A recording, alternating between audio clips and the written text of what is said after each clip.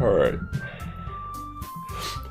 Apologies for the occasional sniffling, sneezing, coughing, or blowing on my nose. I'm fighting off a bit of a Christmas cold this evening. But it's not bad enough to where I can't stream. I just occasionally get a sinus headache. Oh. But we will persevere.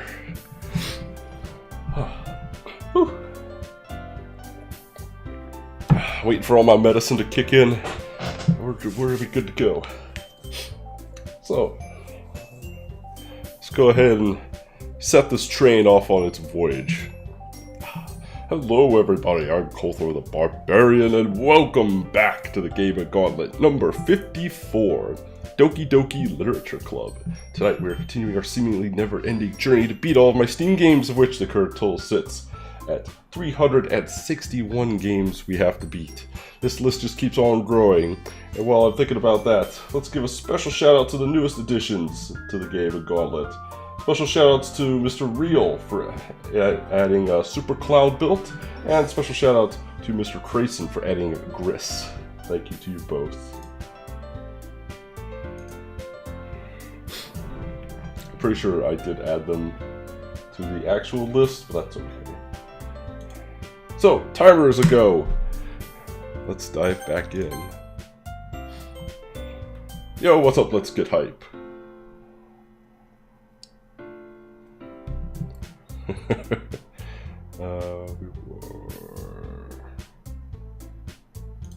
we were right here. I have to remember Yuri, I think was the girl. Yeah. So we're just waiting for her. She should be arriving any minute now. So, like I said, apologies for sniffles, snuffles, sneezes, and the occasional pause to blow my nose. I am fighting off a bit of a Christmas cold. But we shall persevere. Have fun! Thank you so much. Let's get hype. I'm sure we will. As I approach my house, I see something that makes me feel a moment of panic. Yuri? Oh, nice sweater. Her casual clothes, not school uniform. Ah, thank goodness. You're a little early. I'm sorry I wasn't home yet. Were you waiting for a long time? No, I just got here. But I started to get really nervous when nobody answered the doorbell. You always could have texted me. If I had known, I would have reassured you and hurried more on my way home. Yo, Legacy, just in time for the fun. Hope you're doing well, hope things are good. Oh, I suppose that's true. I didn't think of that for some reason. It should be common sense to do that, but I decided to ignore it. Anyway, let's go inside. I see you brought a lot of stuff with you. That's right. And did you manage to find everything I asked you to buy as well? Yeah, pretty much. At least I hope I got everything right. I'm sure it'll be fine. I take Yuri to my room. Now the fun begins. Pretty simple room. What kind of a teenage boy's room is this? No posters on the wall. No not even a calendar? Man, boring room. Doing good, talking with Zeph on the next commissions, and I am told progress will be happening soon with the music. Fantastic. The first thing she does is glance around curiously, which makes me feel anxious. It's so clean. I cleaned it before you came over, so that's very considerate of you to do. No. I would be really embarrassed for my room to be a mess while you were here. Well, I do enjoy cleaning. I would have gladly helped you clean. That would have been even more embarrassing. I'm good. Wait, don't look in there! I snatched Yuri's wrist, which was in the process of opening a desk drawer of mine. What do I'm sorry, guys. I keep some things in my desk. Some things I shouldn't keep. I know I may or may not have bought them inappropriately, but I'm sorry. I wasn't thinking for some reason. I was just spacing out, just rifling through my desk. No, it's fine. I let go of Yuri's wrist. She put both her hands firmly in her lap, as if making sure she's keeping track of them. So, should we get started? Yes. I have a few things planned that you can help with. Decorations and other atmospheric enhancements.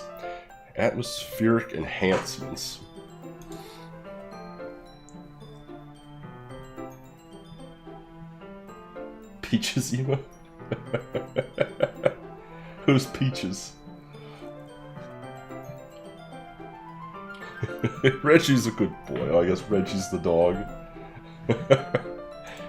You know, mood lighting, aromatherapy candles. We're setting up like a festival booth, not a old boy speedrunner. Oh yeah. That name does sound familiar. Oh wow, I didn't know you planned on taking it that far. Of course, I want to help take our guests to a faraway place. Although many will stop by just out of curiosity. And for cupcakes, I guess. I'm determined to provide an experience that will leave them wanting more. This stream is super comfy, always had a dog cam. Is he still, I assume he's still an active speedrunner. I'll have to check them out later. I always heard that name floating around, but I never actually watched their stream. I like super comfy streams though. Super comfy's the way to go. He's doing Chex Quest at GDQ. That's great. It's easy to forget that you're a pretty intense person. Intense? That's a good thing. I guess that's the best way to put it. Is that a bad thing? No, not at all. It's something that I like about you, actually. Is that so? That makes me feel relieved. Kinda happy. Yeah, no need to be so anxious. You can relax a little. Relax. I feel like I was taking a little bit of a breath there. I brought some things for relaxation. I was going to use them during the poetry event. Oh yeah? Like what? Well, let's see. She rummages through her bag. She pulls out a few candles and a wooden cylinder-shaped object. I did some shopping on the way here, so I happen to have these in my bag. I plan to cover the windows in black paper and use the candles to light the room. I think that would be amazing, don't you? Yeah, that'd be really neat. What's the wooden thing, though? Oh, this? It's a diffuser for essential oils. Oh man, we're going full out. We're early! Yes, we are a little early. We did just start, though. We've only been live for like 5 minutes, so you didn't miss much. How familiar are you with aromatherapy? Not familiar at all. Oh, is that so? It's one of my favorite contributors to a positive atmosphere. Depending on the oils or herbs you choose, you can change the mood of the air itself. You can even feel it permeate through your body. Relaxation, positive energy, romance, reflection. It's almost like magic. Yuri takes the cylinder and pushes a switch on the bottom. Yo, Rhino Gamer! In just a moment, a thin ray of vapor begins to spout through a small hole on the top. Wow, that smells wonderful. What kind of mood is that one for? This is a jasmine essential oil. It smells a little sweet and flowery, right? Yeah, it's a good way to describe it. I chose jasmine for the end because it provides more than relaxation. Jasmine enhances the emotions and helps you feel them flow through your body. Ooh. You feel warmer and your heart pounds more heavily. Yo, Chaos Kitty. Don't you think that'd be perfect for sharing our poems? It makes things warm and beady. I'm for it. It does sound suitable. You seem to know a lot about this, so I'll trust your opinion with anything. She smiles gently, clearly enjoying herself. She again reaches in her bag and pulls out several spools of thin ribbon. What are these for? Well, did you purchase the origami paper I asked you to get? Yeah, I have it over here. You won't be using the paper for folding origami. What I like to do is write a different word on each paper. We'll need about 100 of them. Oh yeah? What will those be used for? Well, I'm going to cut the pieces of ribbon to hang from the doorway of the classroom. Then, we fasten the paper onto the ribbons to create a doorway curtain. Wouldn't that be beautiful? It would also catch the eye of those passing by the room. It may attract some to peek inside. That's really creative. I had no idea you'd be so good at this, Yuri. Is that so? Crunch, crunch, crunch. Well, I suppose I do get a little intense, as you'd put it. Yuri giggles with red cheeks. Is it just me, or is she more relaxed than when it's just the two of us? Or maybe it's the excitement she feels from sharing something that she enjoys. Here's a marker, Kolthor. You can write any characters you want. I'll help you once I finish cutting the ribbons. Alright. Sitting on the floor together, the two of us get to work. I carefully draw a different character on each paper, doing my best to manage my bad handwriting. It's quite barbaric and scratchy. Yuri unravels a long strand of red ribbon to her desired length. Then she reaches into her bag once more and pulls out a pocket knife. Eh? The knife is strangely beautiful. The silver handle has an intricate pattern of waves etched into it. The blade itself is gently tinted blue. Oh, she got herself one of those weird skins for Counter-Strike. I didn't know you were a Counter-Strike player, Yuri. You got one of those weird, like, tempered blades. That's no ordinary pocket knife. Looks really fancy. Ah, well, embarrassed Yuri looks away. What is it? You're going to think it's weird. Yuri, whatever it is, I have no reason to judge. To each their own, you know? If you promise you won't be weirded out. Yeah, I promise. Alright. The thing is, I'm kinda into knives. They're just so pretty. I can't help it. I don't know what it is. The combination of craftsmanship and feeling of danger, maybe. What am I saying? Please don't think I'm weird for this. You're laughing at me. No, I'm not laughing at you. It's just funny how nervous you get about sharing. It's an interesting thing to be into, I guess. I think it kind of suits you. Suits me? Yeah, it's kind of intense. Besides, it's a really cool looking knife. I can't deny that. It is, isn't it? Yuri relaxes her expression once again. Would you like to hold it? Already we're sharing weaponry. This is my kind of girl. Would you like to hold my axe? Sure, I'll check it out. Yuri carefully hands me a knife with the handle facing me. I take it and turn it around in my hands. Let's sword off in the corner.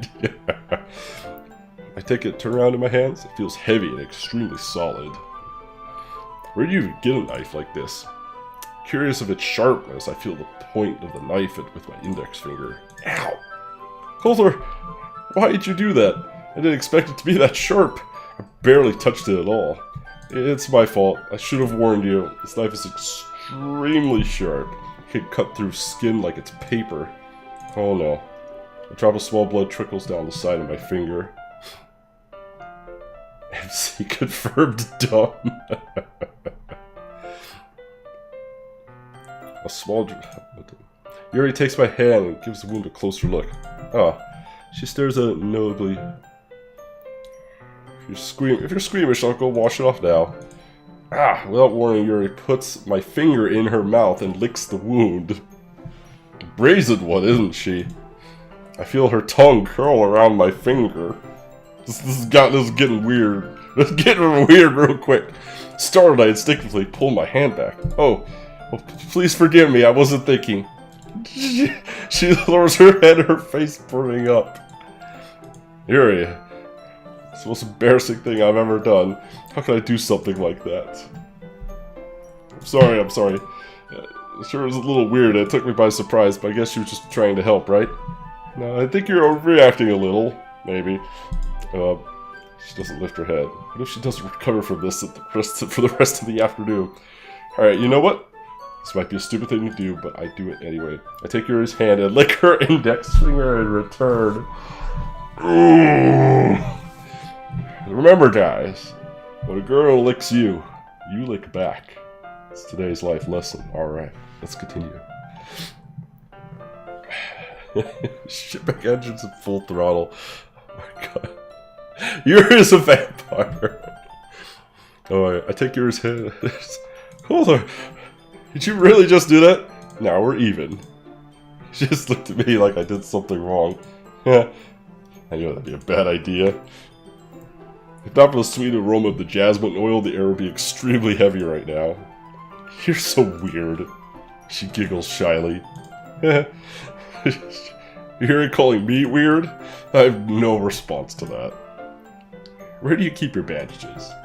Ah, I don't think I need one actually. It was a tiny cut. Look, it's already stopped bleeding. See? That's relieving. The tension is quickly lifted. We each resume our respected activities, sucking each other's fingers. Pot, make kettle. Kettle, meet pot. Nice to meet you. I watch Yuri's knife cut through a ribbon like it's nothing but air. Meanwhile, I continue to make progress on the paper. After we finish attaching the paper to the ribbons, we lay them all out side by side. It looks better than I expected, and will be very effective as a door curtain. It looks great! Good thinking coming up with this, Yuri. Oh, thanks. It's just something I saw online, really. Well, she's one of those Pinterest girls, huh? Are you ready to move on to the next task? Yeah, let's do it. What do you have in mind? I'd like to create a banner. That's why I asked you to buy the paint tablets. Oh, that's right. One of the items Yuri asked me to borrow was a kit of watercolor paint tablets. Yo, those paint tablets are legit. My wife uses them for her art classes. We need about 6 cups of water to put each of the tablets in. Oh, sorry, those tablets. I mean, she uses like paint cakes. They're kind of like little puck. They look like pucks that you just put water in and you use them to paint with instead of pouring out paint. Helps her really maximize the efficiency of the amount of, or reduce the amount of wasted paint is what I should say. Do you mind fetching those for us? Oh, of course not. 6 cups of water. I'll be right back in a minute. Thank you very much. Oh, and just a little bit of water is okay. If you fill the cups up too much, it will be too diluted.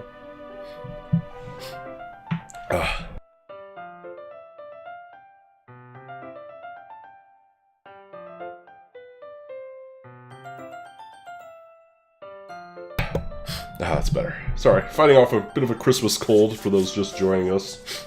So pardon the occasional sniffle, sneeze, or blowing of the nose. It's nothing serious, just it's more annoying than anything. It'd probably make my voice sound just a little bit deeper. I know that's really going to throw everybody off, but it's okay. We'll get through this. We'll get through this together. Taking Yuri's advice, I decided to use small plastic cups rather than the full-size glasses. I put them on a plate to catch any paint drips and then bring them back in the room. Yuri? Yes? I come in to see Yuri quickly unrolling her sleeve, pulling it back over her arm. Nothing. Your face is a little red. Is it too hot in here or anything? No, not at all. There's nothing wrong, so let's mix the paint. Yuri hurriedly dismisses me and takes it upon herself to unwrap the tablets, dropping them into the cups. So, I thought we would do something simple that would look very nice. I'd like to paint a gradient across the banner, starting with the colors of the first sunrise, then daytime, then sunset, then nighttime. You had an allergic attack on Christmas yourself. First it was heavy sneezing, then you got a migraine that took you for a good hour or more. Shit's no joke. It wasn't like... It was just like an allergy reaction or something, and you go in like anaphylactic shock or anything, God forbid.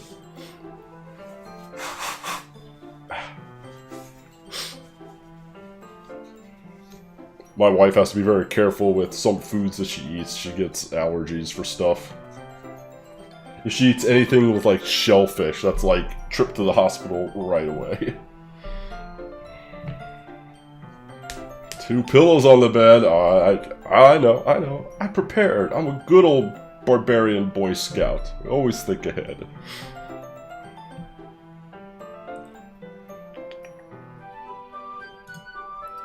Once it dries, I'll write an inspirational quote across the banner.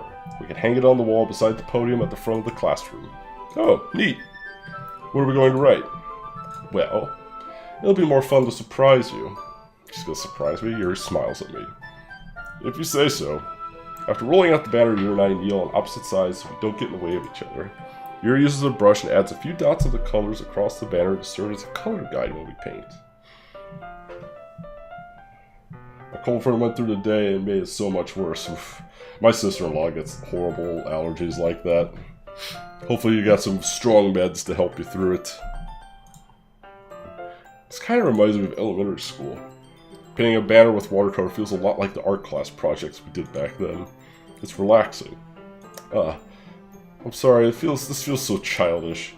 No, I didn't mean that at all. It's kind of fun, you know? Yeah, it is fun. I'm glad you feel that way too. She stops painting for a moment and thinks to herself. For me, I don't need to go out and do crazy things to have fun. In fact, I usually don't even want to. I just like when I can spend time with one other person. Even if it's something simple like reading. It doesn't even matter if we don't talk much. Just having a friend next to me makes things a little bit nicer. I think that's all it takes for me to be happy. Is that so? Even if Yuri and I are quiet together, I can understand where she's coming from. I feel that way about a lot of things, like anime and games, where simply sharing the experience with someone could make me happy. Just like the way I'm sharing this experience with you all. I think I feel the same way. Yuri smiles gently. I knew you'd understand. I just suffer through the sneezing, but the migraine was enough to make me take pain relief, which is something that I almost never do. I generally dislike medication of any kind. Yo, what, Mr. Reggs? Look like her. She leans over the banner to grab an unused paintbrush. Blind move at the same time. Oh, causing my head to bump into hers. Oh, that thing's just got totally anime on us. And then I accidentally trip over her as her and then fall face to face. You know how it goes from here. And then clothes just kind of explode off our bodies. And oh, sorry, getting ahead of myself. Yeah, sorry. She reels back and I quickly lift my hands in surprise. Are you hurt? No, I'm not hurt. It's just startled me, that's all. Sorry, I should have asked you to get it for me. It's not your fault. Oh, your face. Just dropped us a paint of Yuri's face and neck. Better lick them off, I guess. That's how we solve everything in this house. Was there something on my face? Yeah, I accidentally got paint on you. Sorry, totally my fault. I'll get a towel right away. Yo, Backlight! Thank you so much for that 16 months in a row, Backlight. You! And only you, Backlighter, know the mightiest barbarian. Not sure where the audio was for the alert, but I'll have to look into that.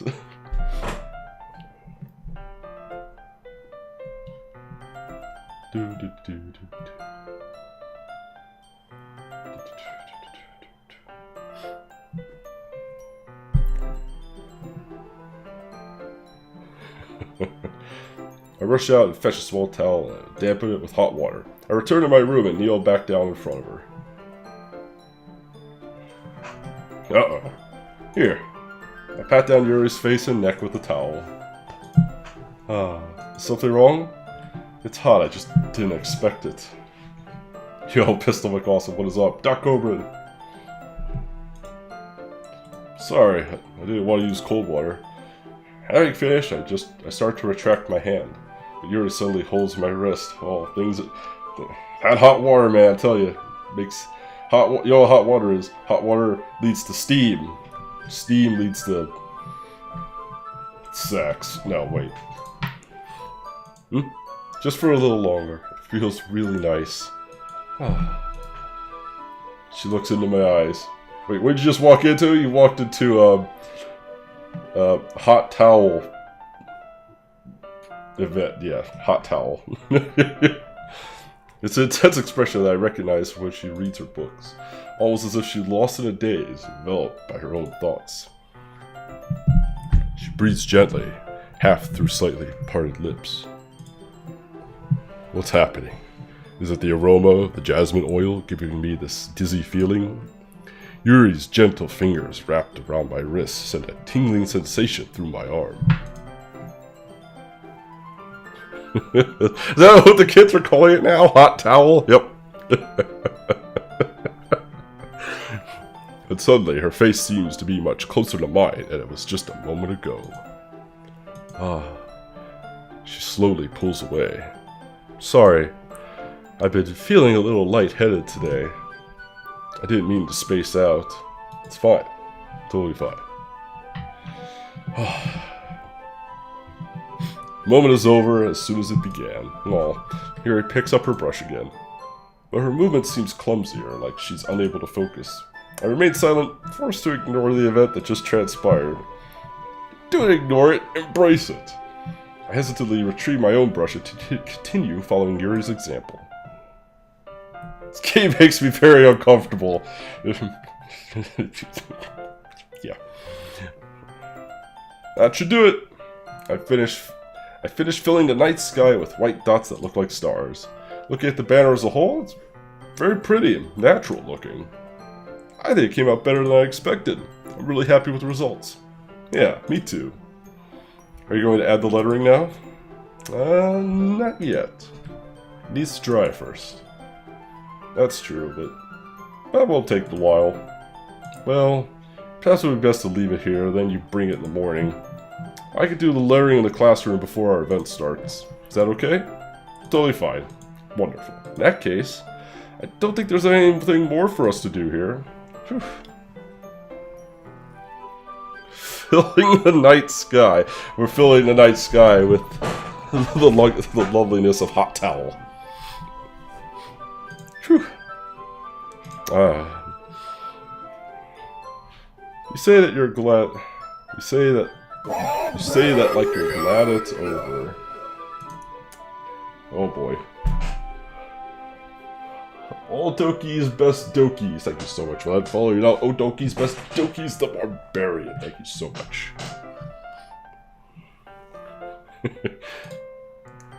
Was I wrong to assume that you were at least enjoying yourself a little bit?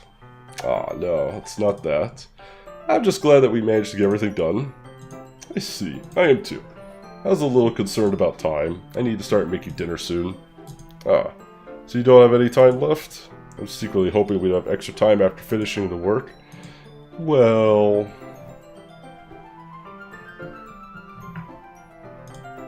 Yuri thinks to herself.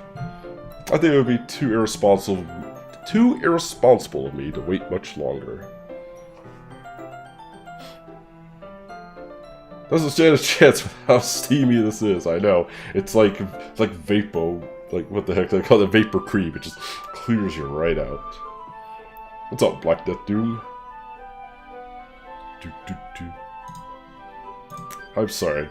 I was hoping there would be more time as well. Well, it's probably my fault. Sorry for being such a slow worker. No, it's not your fault at all. And the important thing is that we got everything done, right? Yeah. So, it shouldn't be disappointing or anything.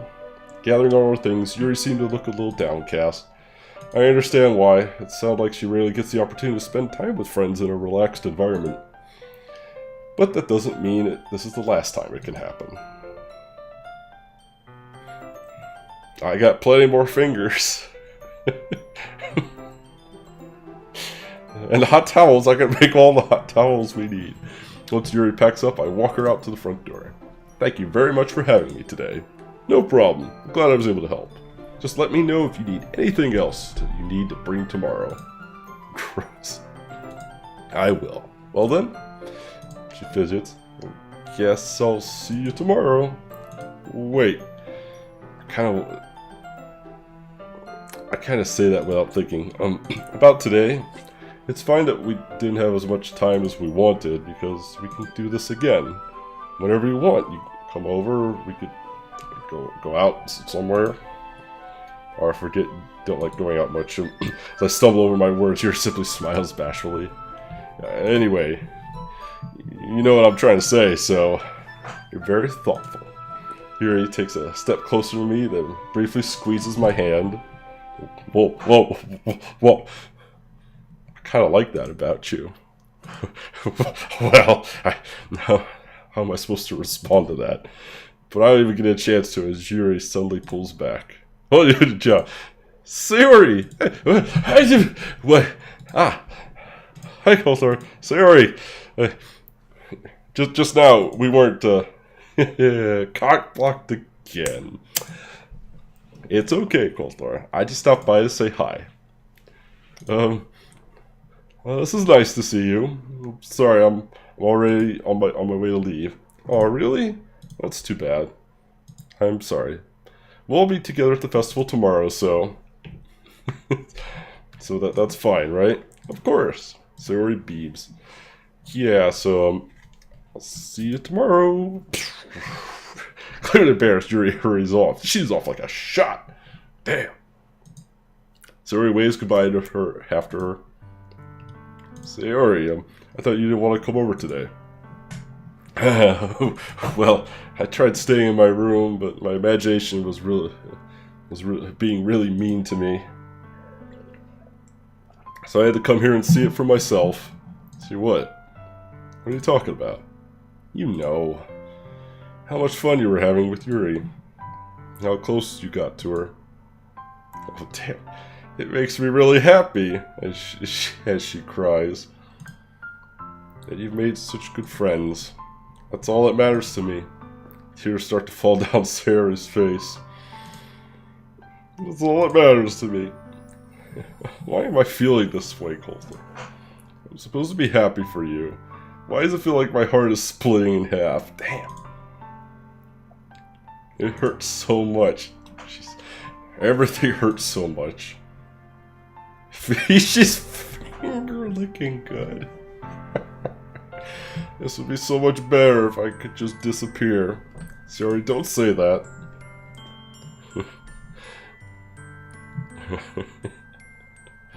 Oh, 1 second.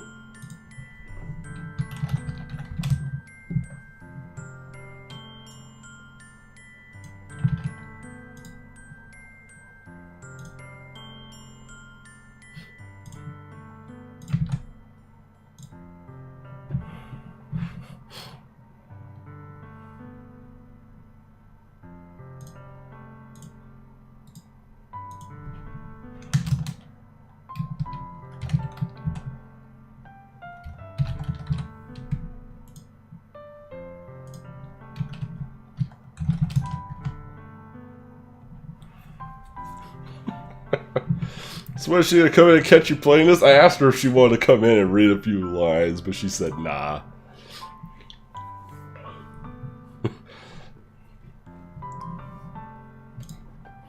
It's true. If I wasn't here, then you wouldn't have to waste your sympathy on me.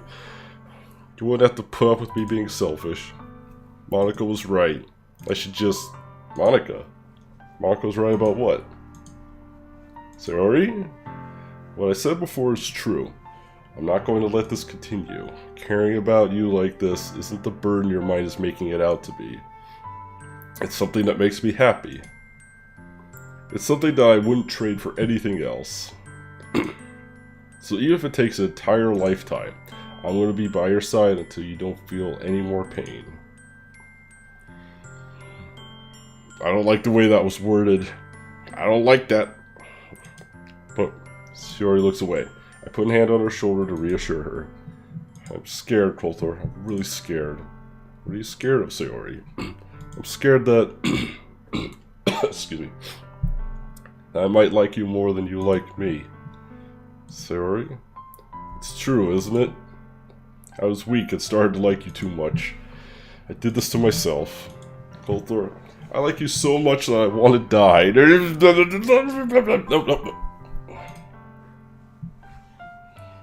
That's how I feel. And that's enough, Sayori. I don't want you to hurt anymore. I slide my hand down Sayori's arm and squeeze her hand in my own. You remember how I said, I always know what's best for you? Do you still believe me? Wordlessly, Sayori nods. Even if you don't understand all your own feelings, I know what you need the most right now. I guess my guy's just the expert on all things depression related now. Christ. And that's what I'm going to give you. Oh, God.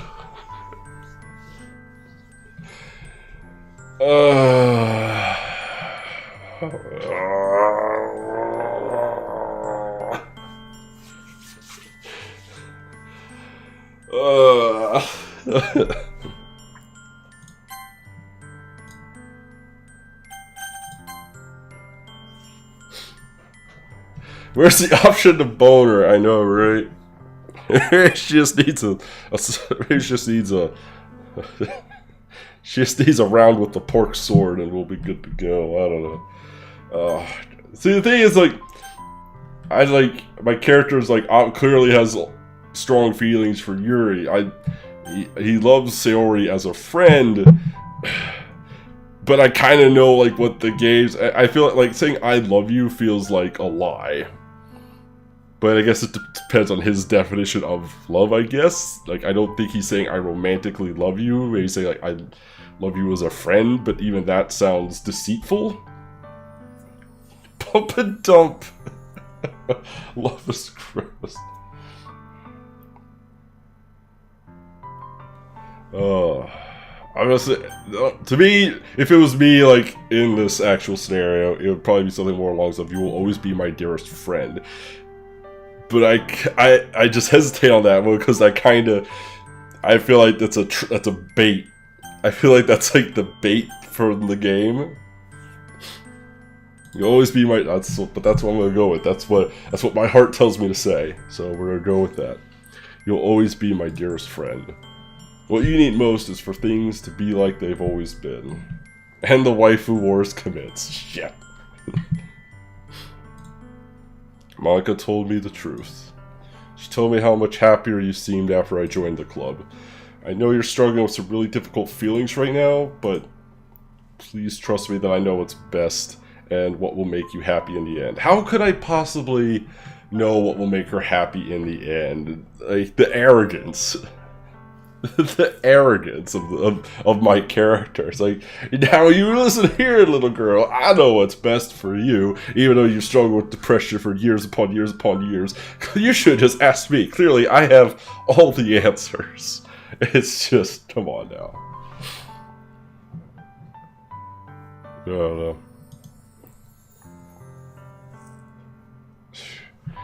I promise I'll help get things back to the way they were.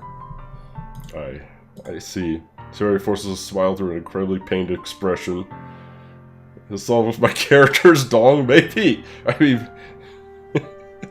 it's kind of like... what is it? It's kind of like the Ark of the Covenant, really. I mean, if you think about it.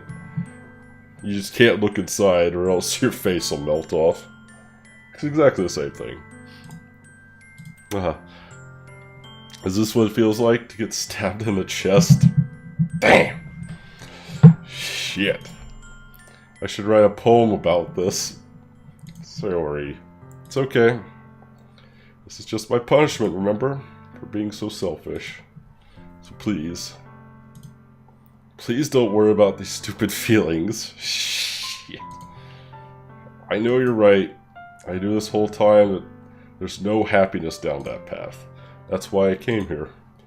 Just so I could get the answer I needed to hear. And the other thing. Other thing? You're also right that I just wanted to go back to the way it was. I realize that now. You really do know me better than anyone. Just tell her you don't like girls. I'm not into girls. I ain't like that. I've just converted, just now. This whole conversation, it turned me gay. Sorry. I'm gonna start...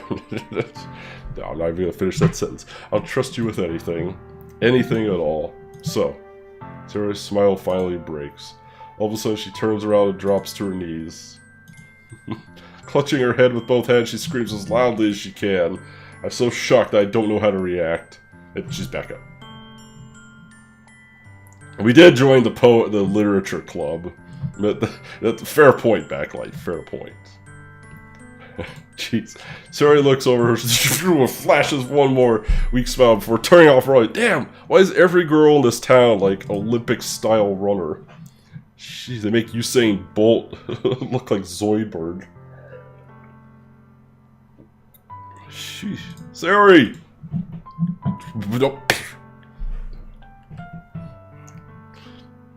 I'm just helpless standing in front of my house.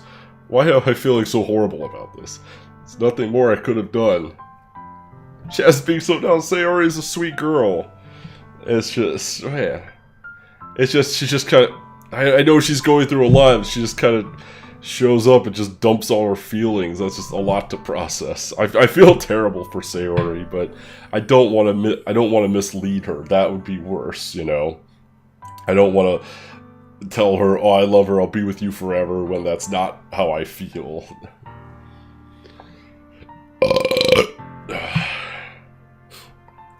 There's nothing more I could have done.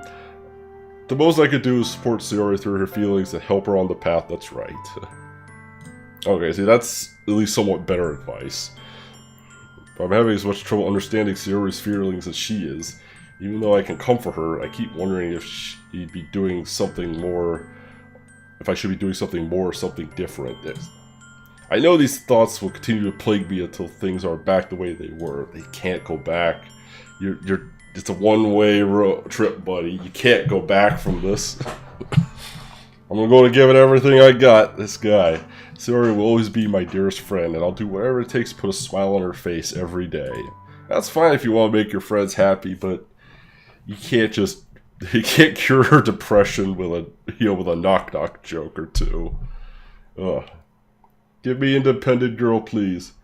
You know all about the morphogenic fields at this point. I know, right, Josh?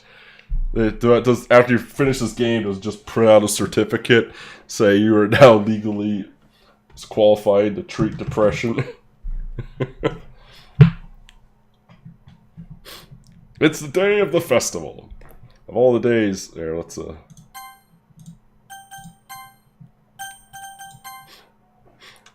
all the days, I expected this one to be the one where I'd be walking to school with Sayori. But Sayori isn't answering her phone. I considered going to her house to wake her up, but decided that's a little too much. Meanwhile, the preparations for the event should be nearly complete. The banner Yuri and I painted is dry. I gently roll it up, take it with me. She sent me a pleasant text reminding me not to forget anything, and I reassured her. Funny enough, I probably feel the same way as Natsuki about the event. I'm more excited for it to be over so I can spend time with Sayori and Yuri at the festival. But knowing Monica, I'm sure the event will be great too. Doki Doki Donori Club.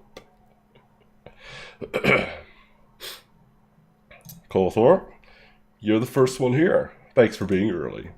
It's funny, I thought at least Yuri would be here by now.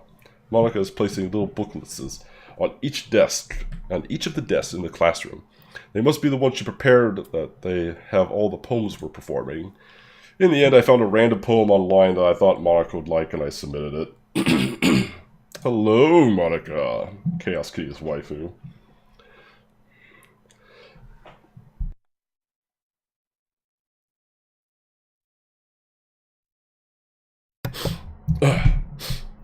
Sorry, had a long oyster stuck in there. Damn cold.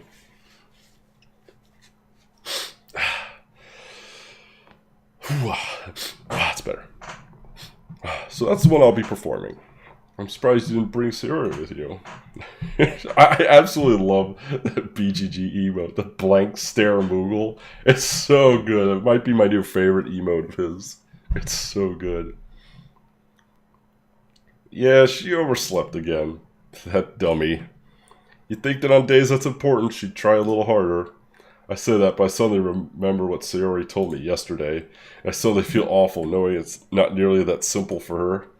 Oh, it's just not nearly that simple for her, you don't say. I only say it because it's the way I'm used to thinking, but maybe I should have gone to wake her up after all. You should take a little responsibility for her, Colathor. I mean, especially after your exchange with her yesterday. Sorry? You kind of left her hanging this morning, you know. How do you know about that? Exchange? Monica, you know about that? Of course I do. I'm the club president, after all. But, I stammer, embarrassed. Did Sayori really tell her about it that quickly? About how I basically turned down her confession? That makes me really seem like the bad guy here. The beard. But I'm the one who knows what's best for her, right? Jeez. You don't know the full story at all, so... Don't worry. I probably know a lot more than you think. Well, you already know too much.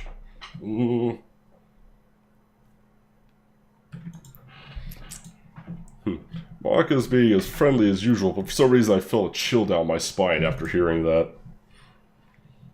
Hey, you want to check out the pamphlets? They came out really nice. Sure. I grabbed one of the pamphlets laid out on the desk. Oh yeah, they really did. Something like this would definitely help people take the club more seriously. Yeah, I thought so too. Flip through the pages. Each member's poem is neatly printed on its own page, giving it an almost professional feel. I recognize Natsuki and Yuri's poems from the ones they performed during our practice. What's this? I flipped to Sayori's poem. It's different from the one she practiced. It's one I haven't read before. Gotta share this because it's so amazing. Oh, is that him while he was doing Final Fantasy VII and the alert came up at the right time?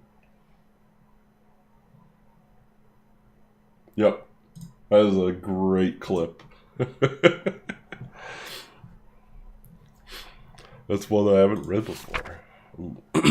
Oh, shit. Well, I don't think we need to...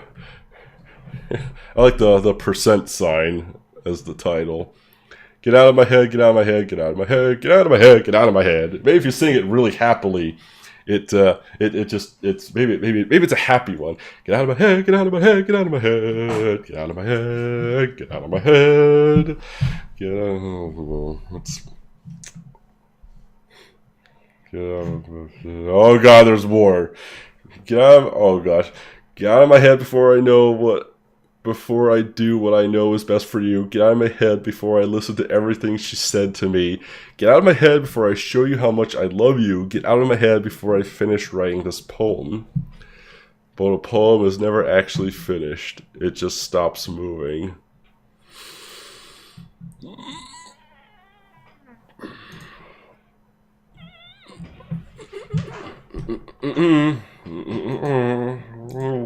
What is this? Reading the poem, I get a pit in my stomach. Percent. Best poem ever. Author? What's wrong? Nothing. This poem feels completely different from everything else Sayori's written. But more than that, I changed my mind. I'm gonna go get Sayori, so... well, alright. Try not to take too long, okay? Shit. I quickly leave the classroom. Don't strain yourself. Don't strain myself. Monica calls out after me. I quicken my pace. Shave. Shave. You're safe, Sayori. She's totally fine. She definitely isn't hanging in her closet. No. What was I thinking? I should have tried a little bit harder for Sayori. It's not a big deal to at least wait for her and help her wake up.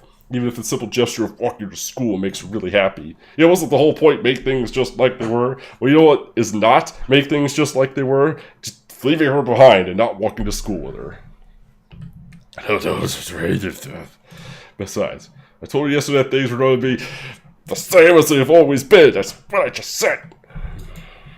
That's all she needs and what I want to give her.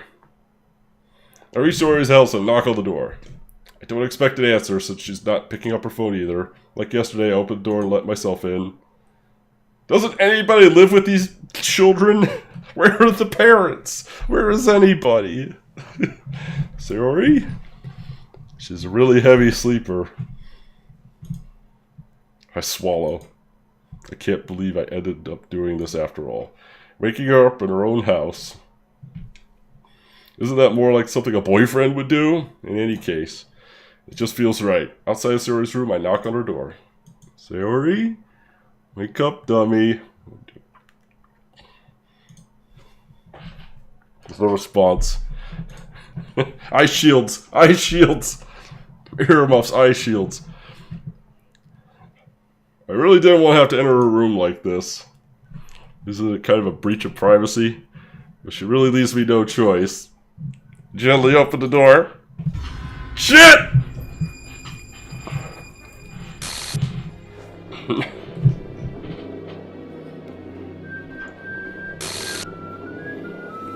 Rip.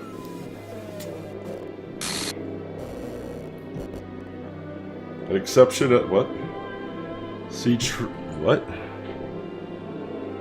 File game script chapter 5 line 307. See trace back text for details. I don't like this game anymore. Is that an actual thing we can?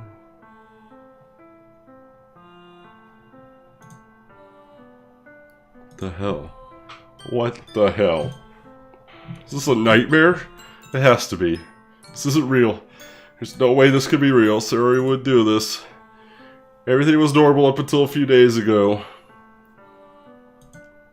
That's why I can't believe my eyes are showing me. I suppressed the urge to vomit. Just yesterday, I told Sayori I would be there for her. I told her I know what's best. Yeah, I know what's best. Sure. And then everything's gonna be just fine. And then why? Why would you do this? How could I be so helpless? What did I do wrong? Well, maybe you shouldn't have you should have told her you know everything. Oh, shit. See what I did? I'm sorry.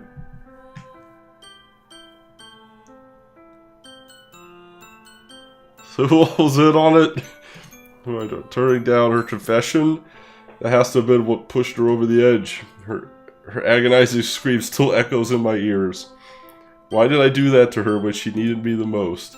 Why was I so selfish? This is my fault. My swarming thoughts keep telling me everything I could have done to prevent this. I just spent more time with her, walked her to school, and gave her what I know she wanted out of our relationship. That I could have prevented this. I know I could have prevented this. Screw the literature club. Screw the festival. I just lost my best friend.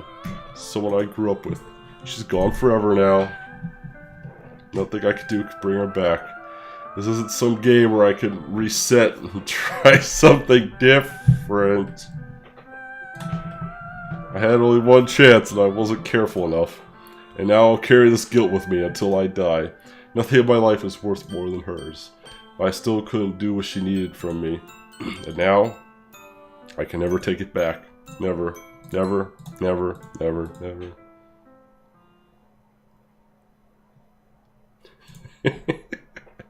Imagine not being able to reset. Whoa, what the... Oh!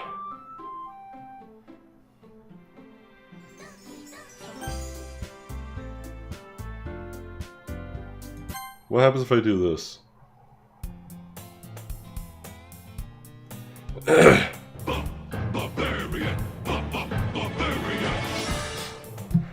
Yo, ShadowCon! Just in time to see end! ShadowCon, thank you so much for that resub, ShadowCon. You are now the mightiest barbarian. Thank you so much. 13 months in a row. Barbarian legend. What is this? Only obviously attention might draw to herself, but this girl is... What? Yes, this is my first playthrough. So, wait. This is the beginning of the game.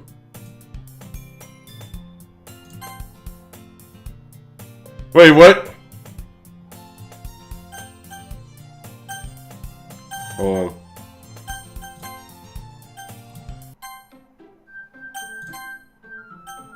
Wait, what? No, we're not over.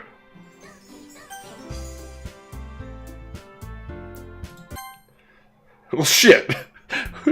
Wait.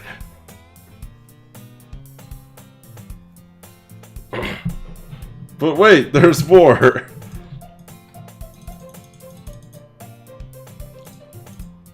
I decided I will cross the catch up.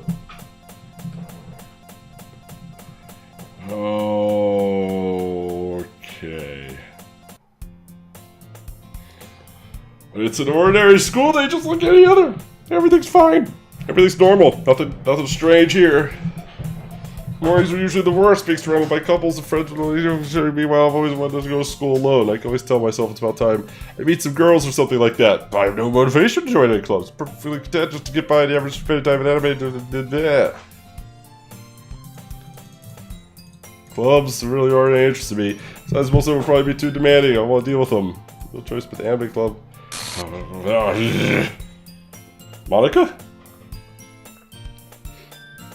Yo, Phoenix. I've always walked to school. Monica. Oh my goodness, I totally expect to see you here. It's been a while, right? Yes, it has. Monica smiles sweetly. We know each other. Well, we rarely talked, but we were in the same class last year. Monica was probably the most popular girl in class. Smart, beautiful, athletic. Basically completely out of my league. So having her smile at me so genuinely feels a little... What did you come in for anyway? Just kill everything. Kill it. Kill it like you killed Sayori. I didn't kill her. Because I've just been looking for some supplies to use for my club. Do you know if there's any construction paper in here? Or markers? Or death? I guess you could check the closet. You're in the debate club, right? How about that? Actually, I quit the debate club. Really? You quit? Yeah. To be honest, I can't stand all the politics around major clubs. It feels like nothing but arguing about the budget, publicity, how to prepare for the events. So let's make a club where we prepare for events. I'd much rather take something I personally enjoy and make it something special out of it. Oh my gosh. In that case, what club did you decide to join? Actually, I'm starting a new one. A literature club. Literature? That sounds kind of dull. How many members do you have so far? It's kind of interesting, but there are only 3 of us so far.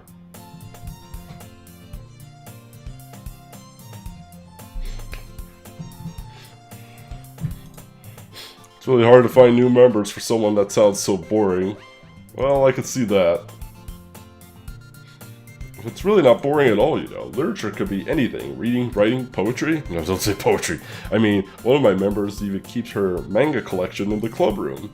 Wait, really? Yeah, it's funny, right? She's always insisting that manga is literature too. I mean, she's not wrong, I guess. And besides, a member's a member, right? Monica say she? Hey, Goldthor. By any chance, are you still looking for a club to join? I mean, I guess so, but in that case... Like, all you have to do is... And then you just... do fag dog. It's that simple. I could even be mathematics. So any chance you could do me a big favor? I won't ask for you to join, but if you could at the very least visit my club, it would make me really happy. Please? I feel like I'm getting baited again. Well, I guess I have no reason to refuse. Besides, how could I refuse someone like Monica? Sure, I guess I could check it out. Ha, awesome. You're really sweet, you know that? It's nothing really. Shall we go then? I'll look for the materials another time. You're more important. And thus marks today's the day I sold my soul to Monica and her irresistible smile.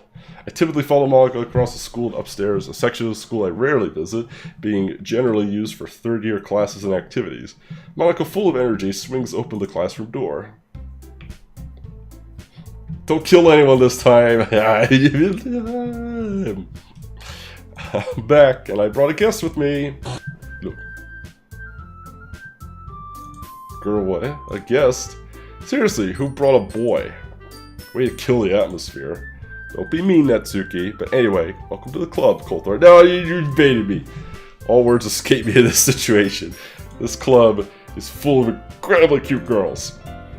So let me guess. You're Monica's boyfriend, right? No, I'm not. Natsuki? Girl with the sour attitude whose name is apparently Natsuki is one I don't recognize. Her small figure makes me think she's probably a first year. What glitches? Everything's fine. This is all normal.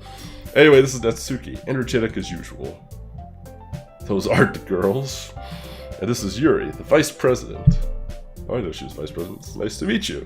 Yuri, who appears comparably more mature and timid, seems to have a hard time keeping up with someone like Natsuki. Yeah, it's nice to meet both of you. So I ran into Coulter in a classroom, and he decided to come check out the club. Isn't that great? Wait, Monica, did I tell you to let me know in advance before you brought anyone new? I was going to... you know... Sorry, I did forget that. I just happened to run into him. In that case, I should at least make some tea, right? Oh, no cupcakes this time? Well, no, not joining this club. No cupcakes, no join. What's a Sayori? I don't know. That would be great. Why don't you come sit down?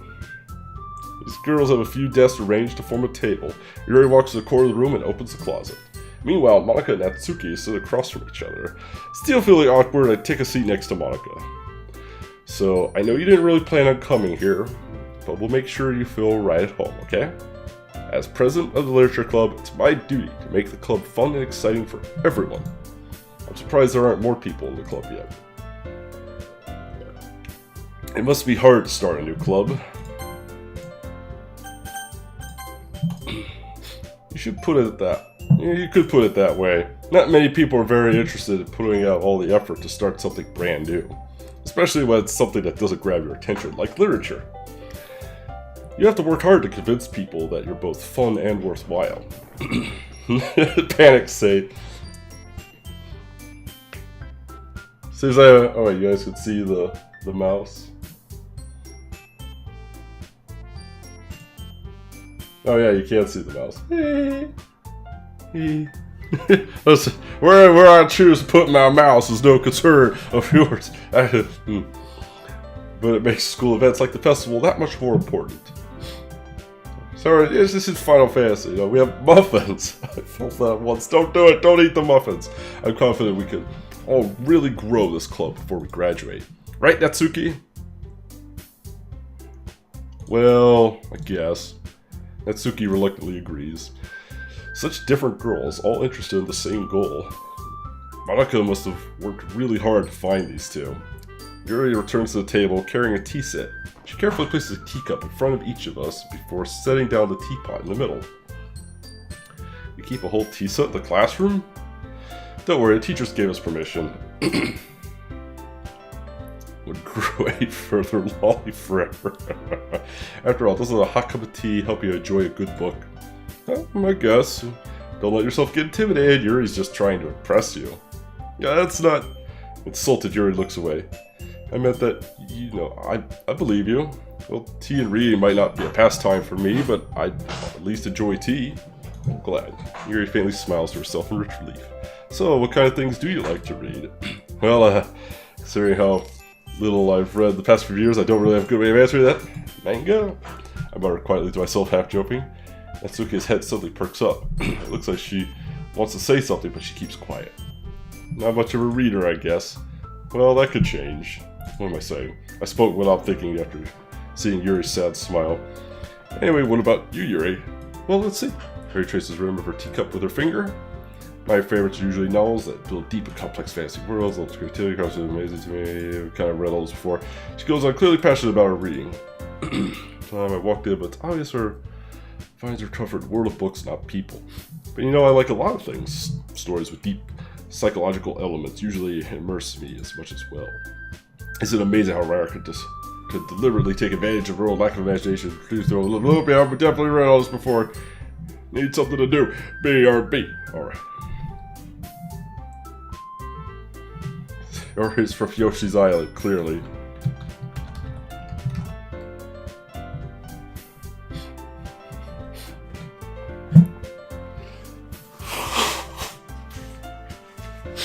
Excuse me.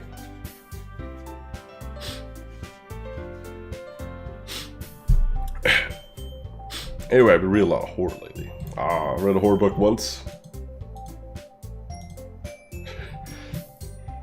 I expected that to be from Yuri. This suits your personality. Oh, was that so? Really? If a story makes me think or takes me to another world, I really can't put it down.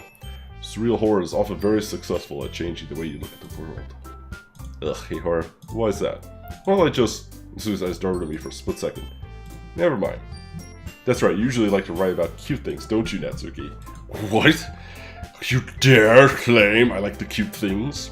Blah. Let's be straight. What do you care?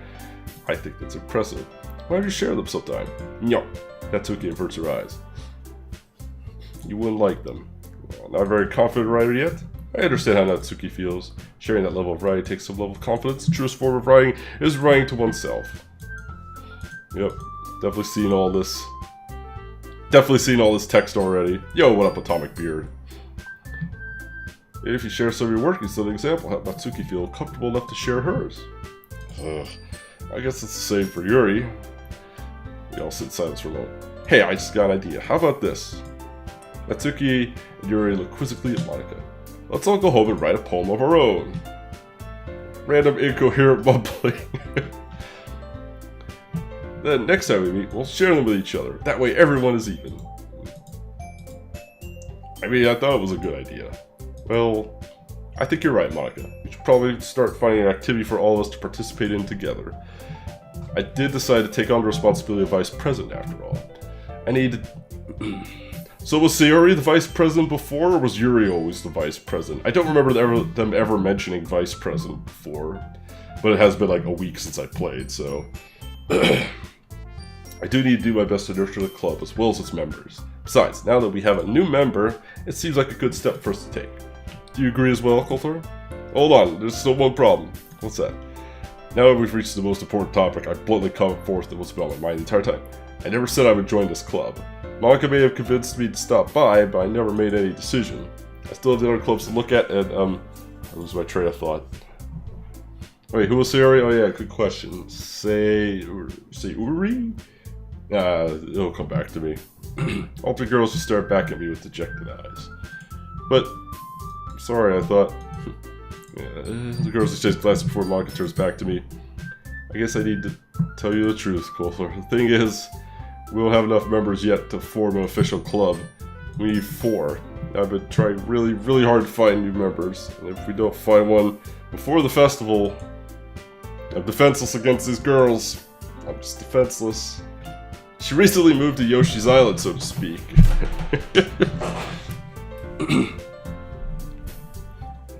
How am I supposed to make a clear and headed decision when it's like this? I feel terrible for letting anyone down in this situation. Besides, the club itself seems pretty relaxed. So writing poems is the price I need to pay in order to spend every day with these beautiful girls. Right. Okay, I've decided then. I'll join the literature club. One by one, the girl's eyes light up. Oh my goodness, really? Do you really mean it? Yeah. It could be fun, right? You really did scare me for a moment. I mean, if you really just left after all this, I would be super pissed. I'm so happy. We could become an official club now. Official club! Thank you so much for this. You're really amazing. I'll do everything I can, everything you can, to give you a great time, okay? Alright, thanks. Okay, everyone. I think with that, we officially end today's meeting on a good note.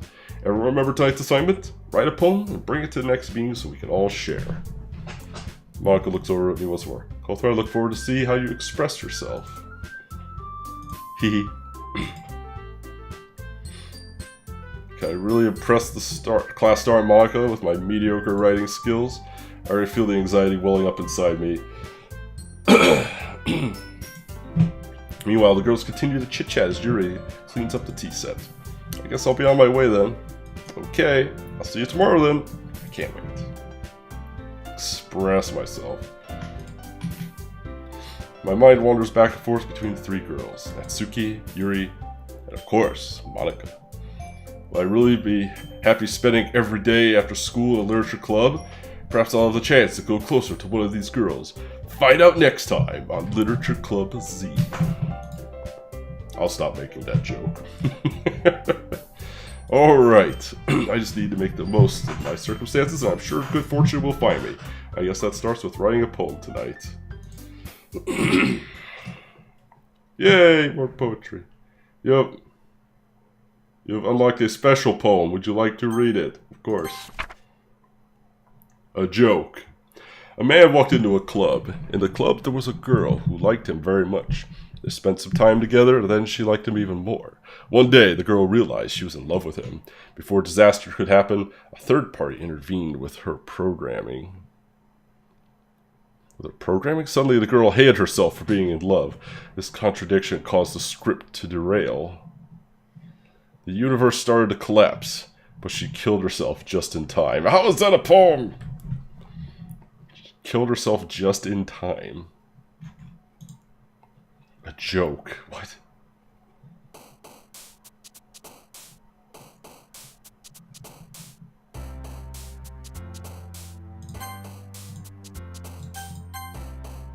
I don't like this anymore.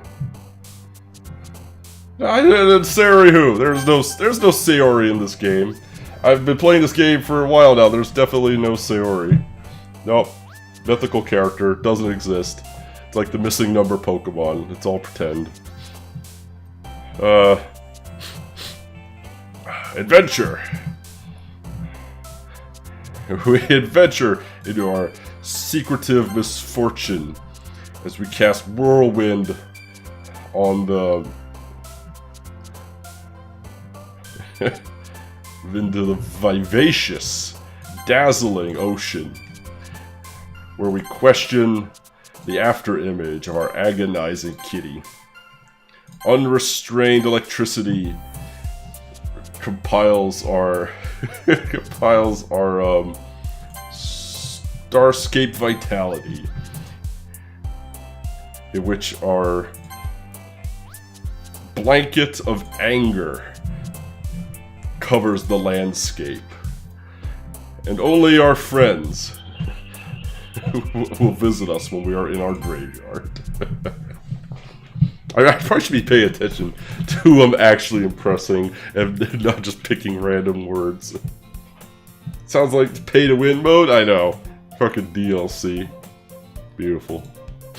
Glad to see you didn't run away from us.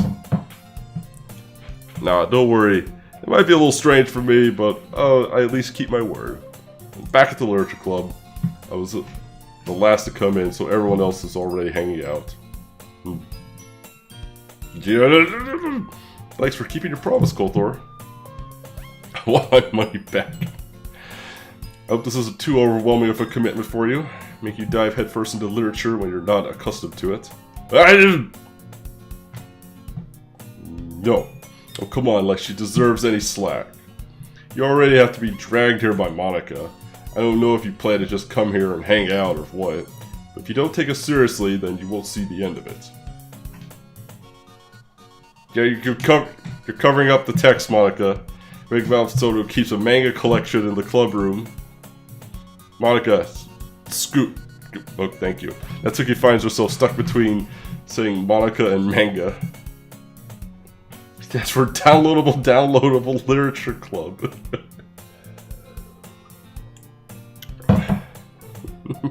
Manga is literature. Swiftly defeated, Natsuki plops back into her seat. Sorry, Kothor. We'll make sure to put your comfort first, okay? Yuri shoots Natsuki with a disappointed glance. Anyway, now that you're in the club and all, perhaps you might have interest in picking up a book to read. Well, can't really say no either way. Like you said, I'm in this club now, so it only feels right for me to do something like that if you ask. Wait, I didn't mean it like that. If you don't really want to, then forget I said anything, I guess. Oh no, that's not it, Yuri. I want to try to be a part of this club. So if I don't read often, I'd be happy to pick up a book if you wanted me to. You sure? I just feel like, well, as vice president and all, that I should help get you started on something you might like. I just feel cautious. Yuri reaches in her bag and pulls out a book.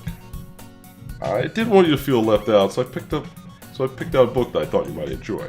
It's a short read, so it should keep your attention even if you don't usually read. And you could, you know, discuss it if you wanted to. That is, how's this girl accidentally being so cute? She picked out a book that she thinks I'll like, despite me not reading much. Thank you, I'll definitely read this. I enthusiastically take the book. You can read it at your own pace. I look forward to hearing what you think. Now that everyone's settled in, I expect Mara to kick off some scheduled activities for the club. But that doesn't seem to be the case. Mira's face is already buried in the book. I can't help but notice her intense expression, like she's waiting for this chance. Meanwhile, Natsuki is rummaging around the closet. Really curious to talk to Yuri a little bit more. But at the same time, I feel bad for distracting her from reading. I catch a glimpse of the cover of the book. Looks like the same book that she lent me. More than that... Ah, crap. I think she noticed me looking at her. She sneaks along.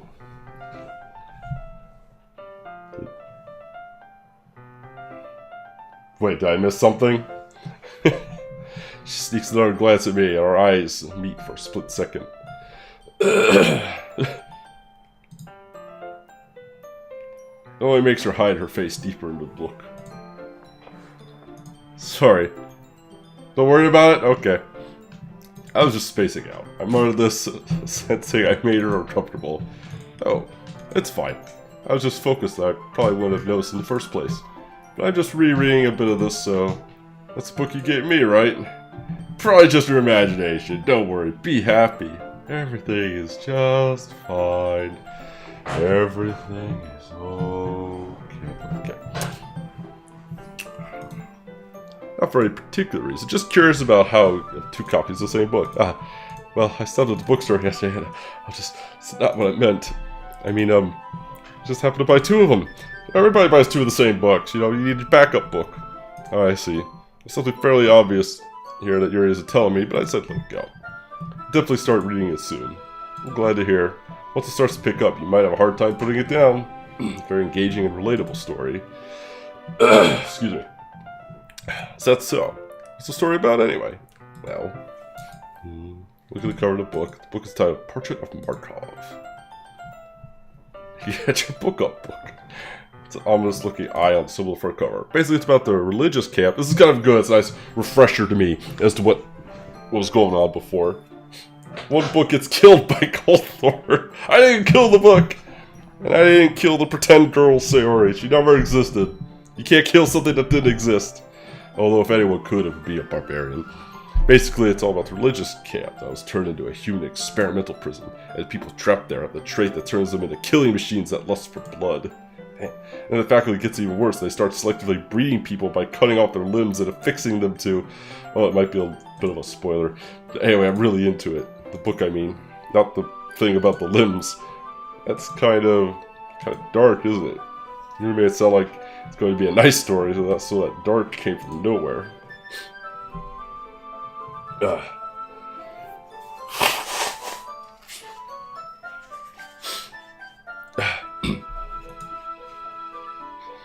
Are you not a fan of that sort of thing? No, it's not that. I mean, I could definitely enjoy these kinds of stories, so don't worry. I hope so. Yeah, I totally forgot Yuri's into those things. She's so shy and reclusive on the outside, but her mind seems to be so completely different. It's just this kind of story. It's the kind that challenges you to look at life in a strange new perspective. Who's that behind you? Oh, shit! Oh, it's just Han Solo. Just Han Solo, everybody. It's just Han Solo. Don't worry. It's just Han Solo. It's not Sayori. Don't worry. Kind of challenges your life in a new, strange perspective. When horrible things happen, not just because someone wants it to be evil, but because the world is full of horrible people and you're all worthless anyway. in extra stroked text. That's... I'm rambling, aren't I? I'm gonna hang around soon. Oh god. Not again.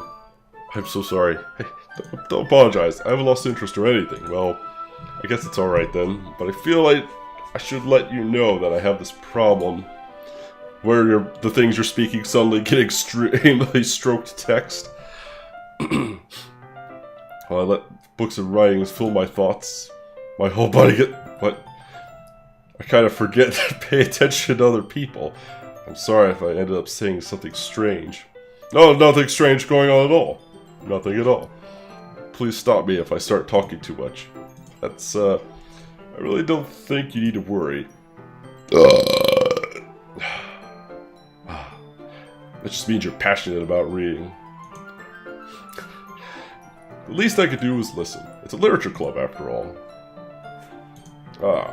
That's, well, that's true. In fact, I might as well get started reading it, right? Yeah. Yes, I mean, you don't have to, but, what are you saying? Let me just get the book. I quickly retrieved the book I had put into my bag. If it's fine if I sit here, right? I slip into the seat next to Yuri's. Yeah. Are you sure? You seem a little apprehensive. That's, I'm sorry.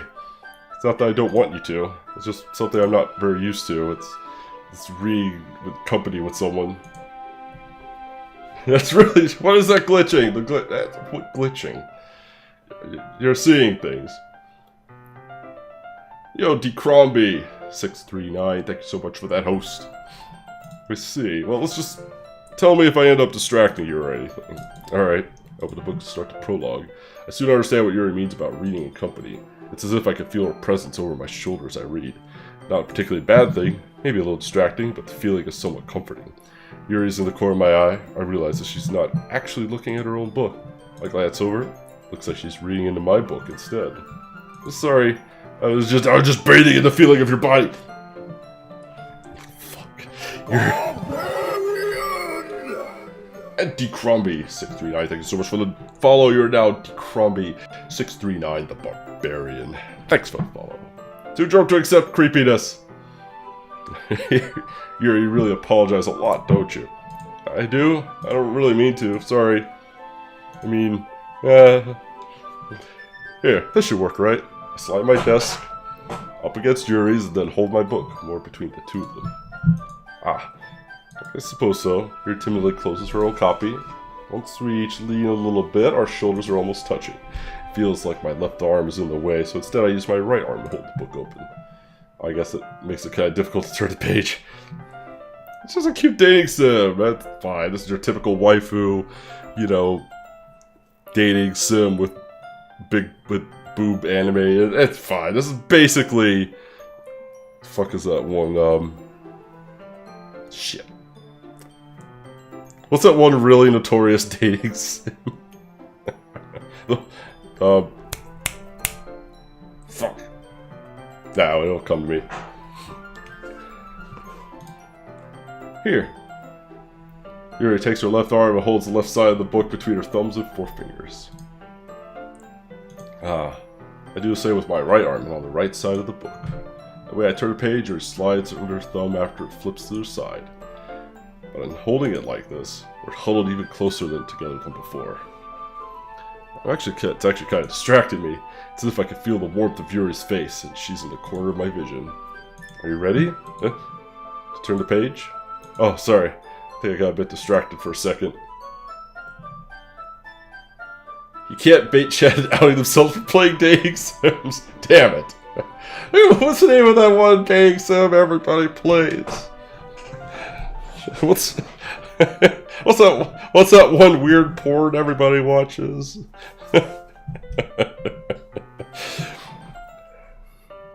I also rejected a dating sims. Damn.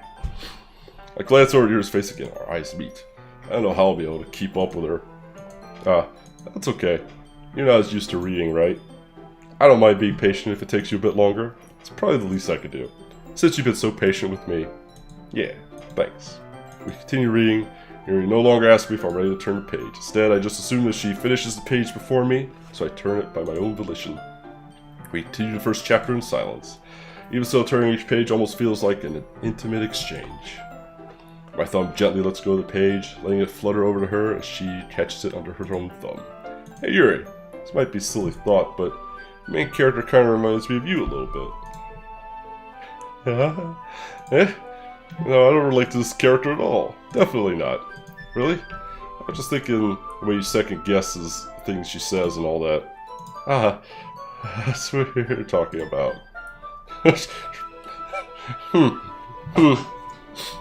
She almost looked a little, like, freaked out that I don't remember that from last time. I thought you meant something else about her. Something else? Never mind. We didn't really get that far yet. So I don't know why that came into my head. You feeling alright? Yeah? Yuri's been a little fidgety ever since we started reading. You could rest if you're feeling sick or something. Your breathing is a little... Am I breathing? Yuri puts her hands on her chest as if to feel her heartbeat. Didn't even notice. Anyway, I'm fine. I just need some water. Alright, don't push yourself. This is the first time playing? Oh yeah, this is totally first time. Well, this is our first time playing the game, but the game is making us go back and redo some stuff for no reason in particular. Yuri stands up and practically rushes out of the classroom. What on earth was that about? Well, something happened just now? I have no idea. Yuri's acting a little strange, I guess. So you don't know anything. Sorry, I can't say I do. Are you worried about her? No, not really. I was just making sure you didn't do anything to her. No, nothing. It's not push you. Playing it again as well. The end. Don't worry, I believe you still. Yuri just does this sometimes, so it's nothing alarming. No, there's no Sayori. Sayori doesn't exist. There's no Sayori in this game.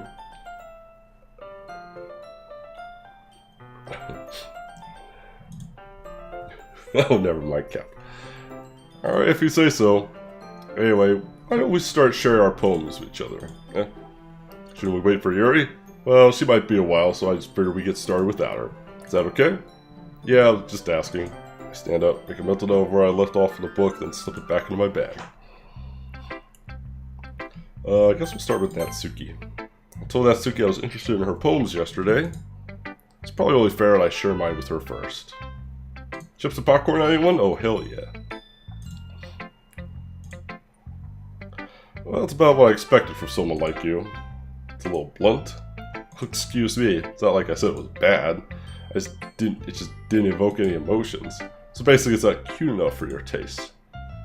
Do you want to get smacked? I'll pass. Well, anyway, I guess I need to show you mine. Not that you'll like it. I wonder if this is the same one as it was last time. Monkeys could climb, crickets could leap, horses could race, wolves could seek, cheetahs could run, eagles could fly, people could try. That's about it. Yeah, that sounds familiar. The skip button popped up. Oh, can we skip to like new stuff? Oh.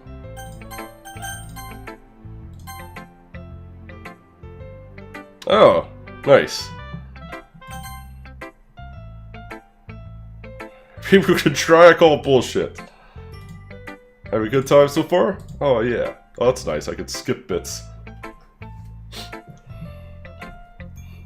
Why would I even skip this one? I've never read it before. That's a fair question. Glad to hear it. By the way, since you're new at everything, if you ever have any suggestions for the club, like new activities or things we could do better, I'm always listening. Don't be afraid to break things up, okay? Alright, I'll keep that in mind. Of course I'll be afraid to break things up. I'm much better off going with the flow until I'm more settled in. Anyway, want to share your poem with me?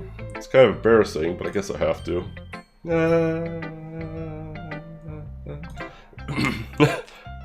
Don't worry, we're all a little embarrassed today, you know.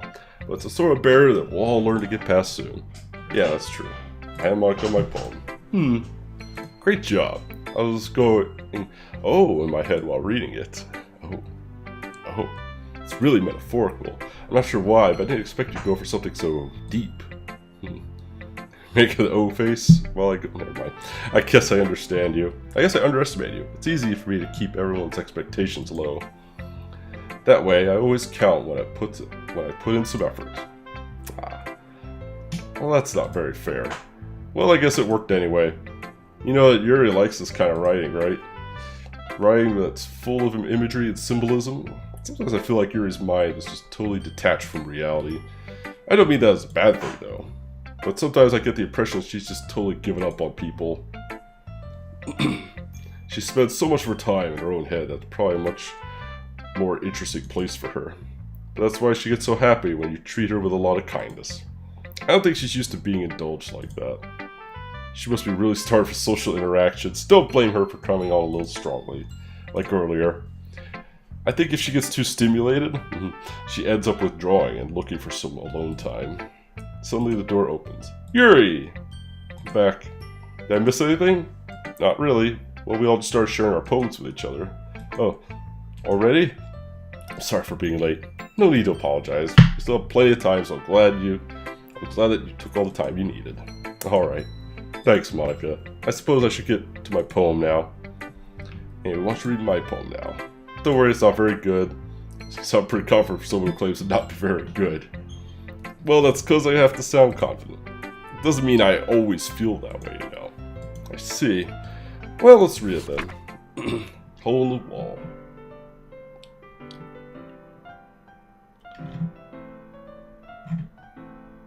So it looks different. But he wasn't looking at me. Confused, I frantically glanced at my surroundings, but my burned eyes can no longer see color. Are there others in this room? Are they talking? Or are they simply poems and flat sheets of paper? The sound of frantic scrawling plays tricks on my ears. The room begins to crinkle, closing in on me. The air I breathe dissipates before it reaches my lungs. I panic. There must be a way out. It's right here. He's right there. Swallowing my fears, I brandish my pen. Can't read these ancient hieroglyphics. So what do you think? It's very freeform. If that's what you call it.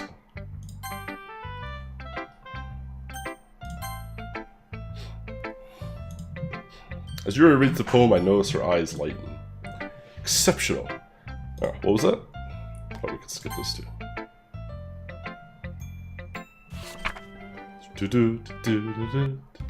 Whew. Man, that was some hardcore poetry. I guess that's everyone. I glance around the room. A little more stressful than I anticipated. It's as if everyone was judging me for my mediocre writing abilities. Even if they're just being nice, there's no way my poems could stand up to theirs. This is a literature club after all. I sigh. Guess that's what I ended up getting myself into. All for the cute girls. Across the room, Monika is writing something on her notebook. My eyes land on Yuri and Natsuki. They gingerly exchange sheets of paper, sharing their respective poems. As they read in tandem, I watch each of their expressions change. Natsuki's eyebrows furrow in frustration. Meanwhile, Yuri smiles sadly. What's with this language? Wait, did you say something? No, it's nothing. Natsuki dismissively returns to the poem to the desk in one hand. You're pretty good at making the girls hang around, that's for sure. Well, you know. I guess you could say it's fancy. Oh, thanks. Yours is cute. Cute? Did you completely miss the symbolism or something? Clearly about the feeling of giving up. How could that be cute? I know that. I just meant the language, I guess. I was trying to say something nice. You mean you have to try that hard to come up with something nice to say? Thanks, but it really didn't come out nice at all. We're just 300 cute girls. What could possibly go wrong? Yeah, no, right? There's nothing but happy-go-lucky fun times being had here. Nothing but happy-go-lucky fun times. Thanks, but it really come out nice at all. Well, I do have a couple suggestions. Looking for suggestions, I would have asked someone who actually liked it. Which people did, by the way. Monika liked it, and Coulter did too. So based on that, I'll gladly sneeze.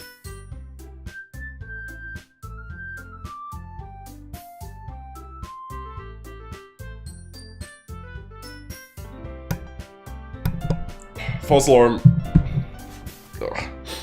Oh, it's stuck. Don't you hate when you have a sneeze that gets stuck? Black is my soul. I like it. Oh. Debated by my whole body. First of all, excuse me. I appreciate the offer, but I spent a long time establishing my writing style. I don't expect it to change anytime soon, unless of course I come across something particularly inspiring, which I haven't yet. And Coulter liked my poem too, you know. He even told me he was impressed by it. Natsuki suddenly stands up. Oh? I didn't realize you're so invested trying to impress our new member, Yuri.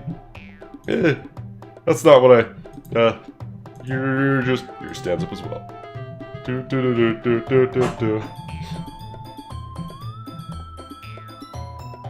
just jealous that Coulter appreciates my advice more than he appreciates yours. Oh, and how do you know he didn't appreciate my advice more? And you're full of yourself. No. If I was full of myself, I would deliberately go out of my way to make everything I do overly cutesy. Ooh. Ugh. But you know what? I wasn't the one whose boobs magically grew a size bigger as soon as Coulter started showing up. Natsuki. Natsuki, that's a little... This doesn't involve you. I guess... Man, if only there was perhaps a fourth girl to dissolve the situation.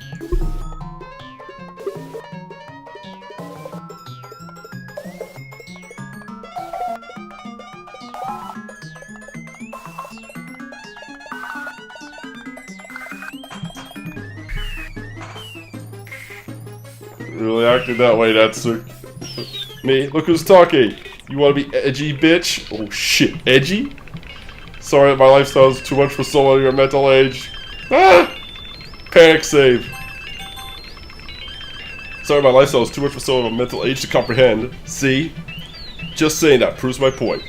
Most people learn to get over themselves after they graduate middle school, you know. Oh god. If you want to prove anything, then stop harassing others with your sickening attitude. You think you can counterbalance your toxic personality just by dressing and acting cute? The only cute thing about you is how hard you try. Whoa, be careful, you might cut yourself on that edge, Yuri. Oh, my bad. You already do, don't you? Oh shit, Yuri's a cutter. Did you just accuse me of cutting myself? What the fuck is wrong with you, head?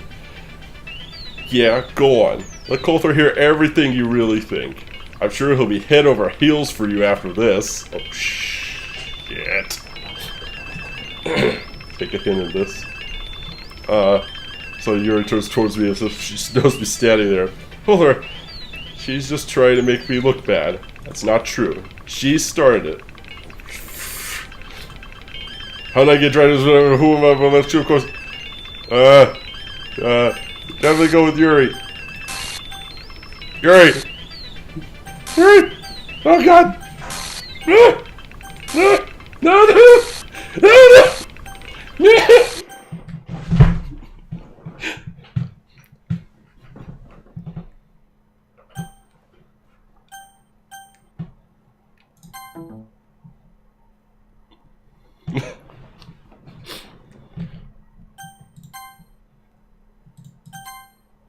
Hey, Coulthor.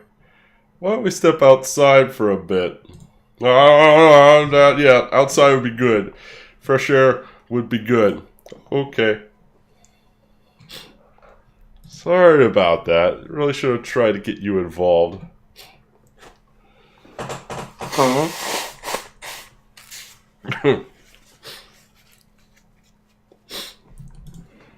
It's probably better for us to stay out of this. We'll go back inside once they're done yelling, or once they've murdered each other. It's the president I am, right? I can't even confront my own club members properly. I just wish I was able to be a little more assertive sometimes. I hate this game. I never have it in me to put my own foot down against others. You understand, right? Anyway, if this makes you want to spend less time with the others, then that's fine. I'll be happy to spend time with you instead. My, you're being assertive, Monica. Suddenly Natsuki runs out of the classroom. Ooh. She quickly runs away. Damn, Natsuki too's got the speed boots on. She's Pegasus booted her way out of here. She quickly runs away. Oh dear. Well, it looks like they're done.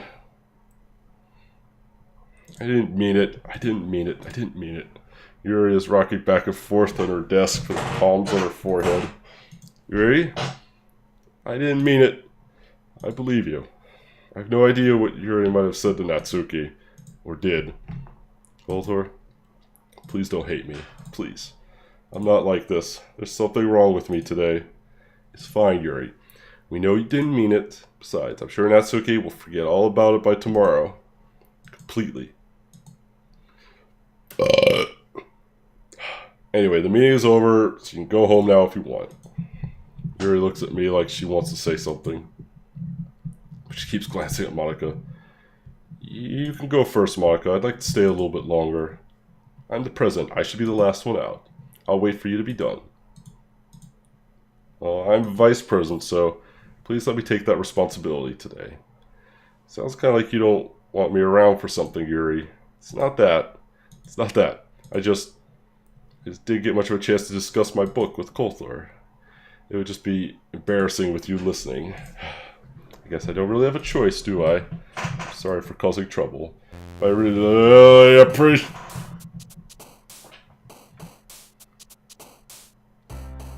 Alright, let's make some poetry.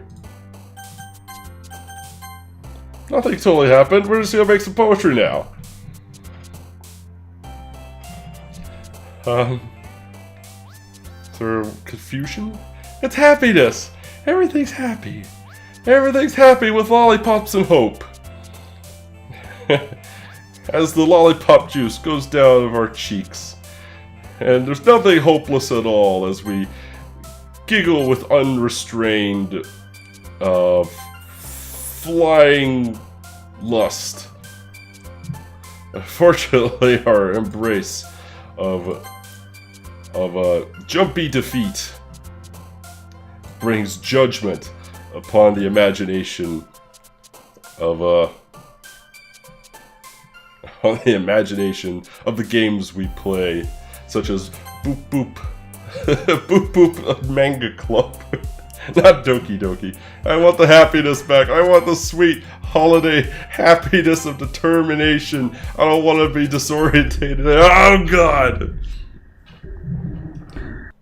I want the happiness back. Another day passes, and it's time for the club meeting already. Oh God, why?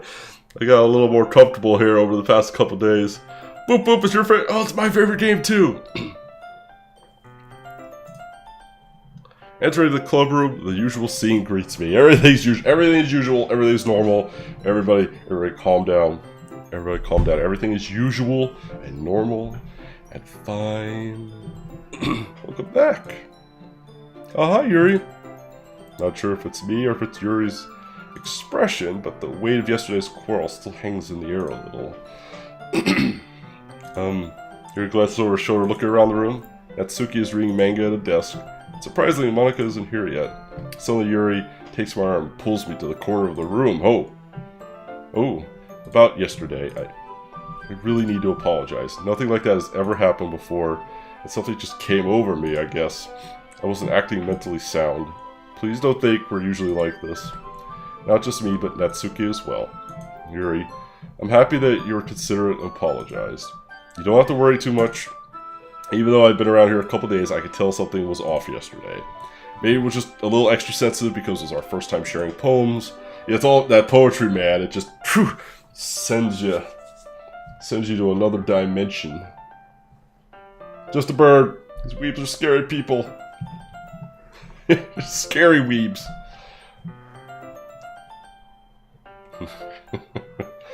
Whatever it was, it didn't make me think any less of you. I had already decided that there's no way you can be a bad person. Just judging by your boobs, I mean your character, and now you're apologizing. I know you really didn't mean it. Gothor, don't say those kinds of things so frankly. They make me feel a little too happy. I'm really glad you're such an understanding person. And I'm really glad that you joined this club. Everything is a little bit brighter with you around, and... so what am I saying right now? Have you guys seen Monika? No, I haven't. I'm also kind of wondering where she was. Man. Yuri, I'm guessing you haven't either. You're just clearly taken aback by how calmly Natsuki is addressing her. No, I haven't. Jeez, this isn't like her at all. Yuri's the best, fight me, I agree. It's all about purple hair waifus for life.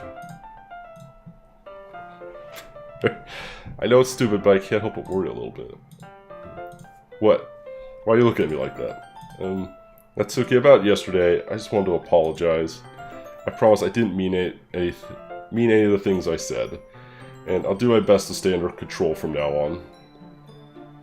She might hang tight if you know what I mean. No. Monika's fine. She's fine. So, Yuri, what the heck are you talking about? Did you do something yesterday? Why is she acting... Huh? Jeez. Whatever's on your mind, I'm sure it was nothing. Nothing. I don't even remember anything bad happening. Everything's fine. You're the kind of person who worries too much about the little things, aren't you? But... What's with the lips? Meeble sailcloth blindside lifeline. I'm on potentially falsely offering Scaramouche.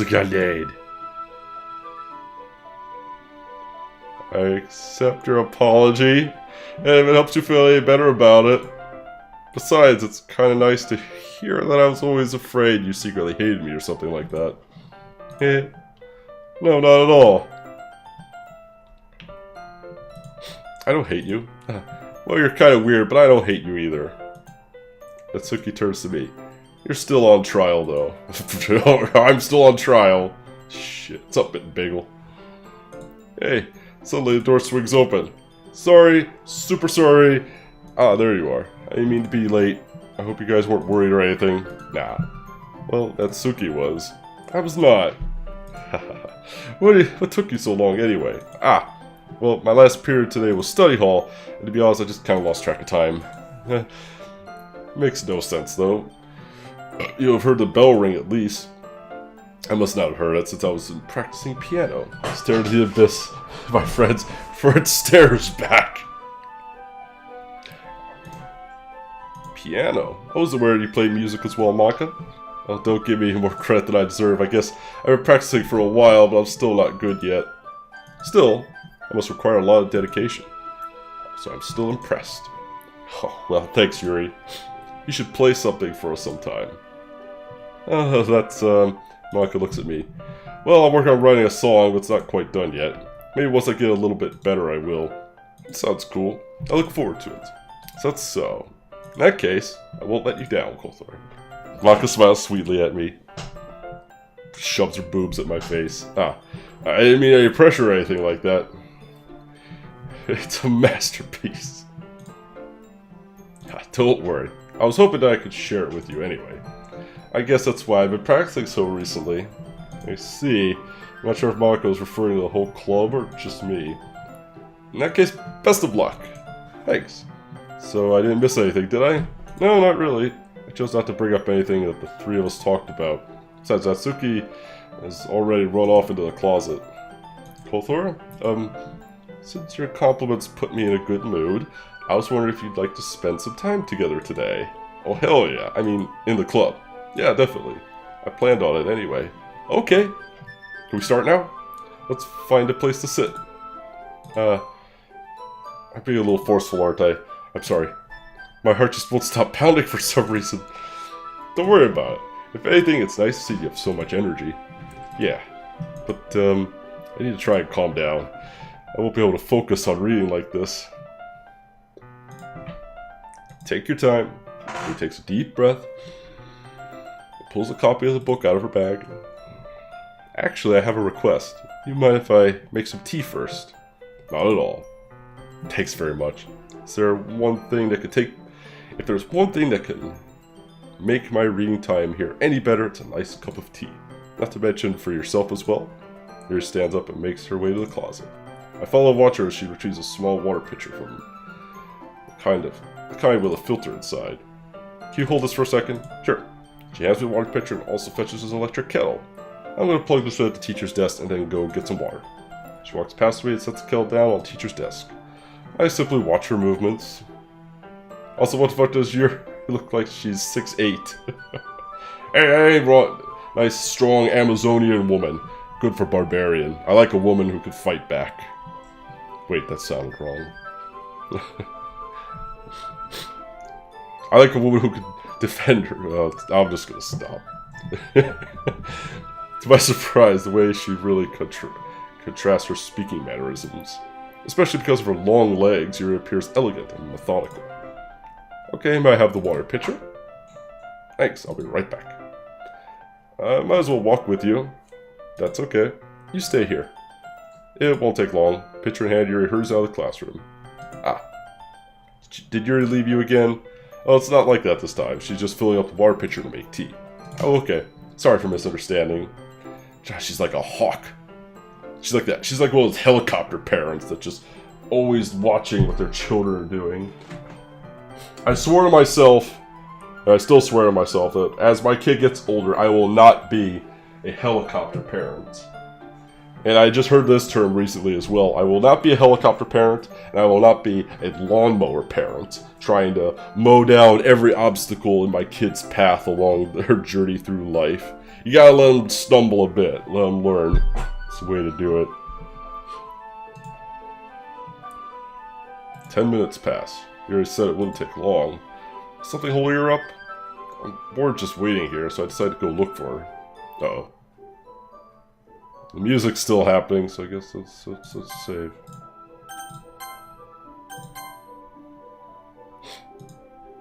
Most logical place for you to be would be the nearest water fountain. I start heading down the hallway.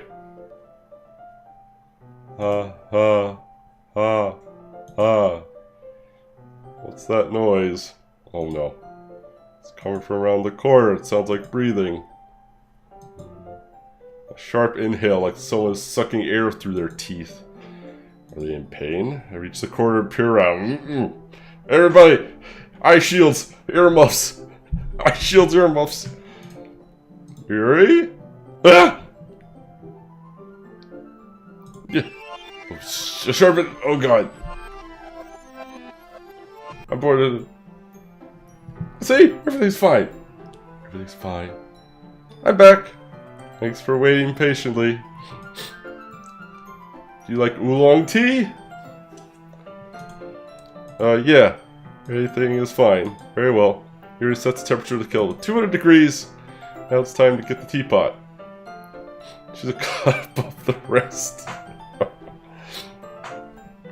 it's time to get the teapot. You really do this properly, don't you?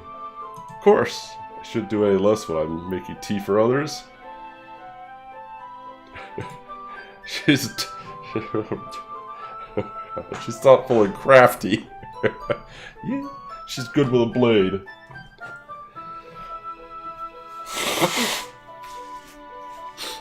Even if I'm not an expert on tea or anything. Excuse me. In that case, you'll be even more impressed. Perhaps I will. She fetches teapot and begins measuring the tea leaves. To my surprise, she starts humming to herself. She must be in a good mood now. That's so. I was letting it show. And you noticed. I was doing a bit of thinking, and I decided I would try expressing myself a little bit more. But don't express yourself too much, you can only lose so much blood before you pass out. Turns out it's very hard for me to do. But it's you who's around anyway. Oh, that's great, Yuri. Just don't push yourself too much. You're always worrying about me. It's very endearing. That's, Yuri wasn't kidding. I don't even know if I could keep up with this. I want you to pour a cup of tea for each of us. I have another request. Do you mind if we sit on the floor today? Why is that? It's a little easier on my back. I could read with my back against the wall rather than bending over at my desk. Oh, I'm sorry, I didn't realize. No worries. I just have back pain fairly regularly, so I'll do my best to manage it. Is that so? I wonder why that is. She isn't cutting corners. It's most likely because of my posture, right? Always hunched over like that while reading.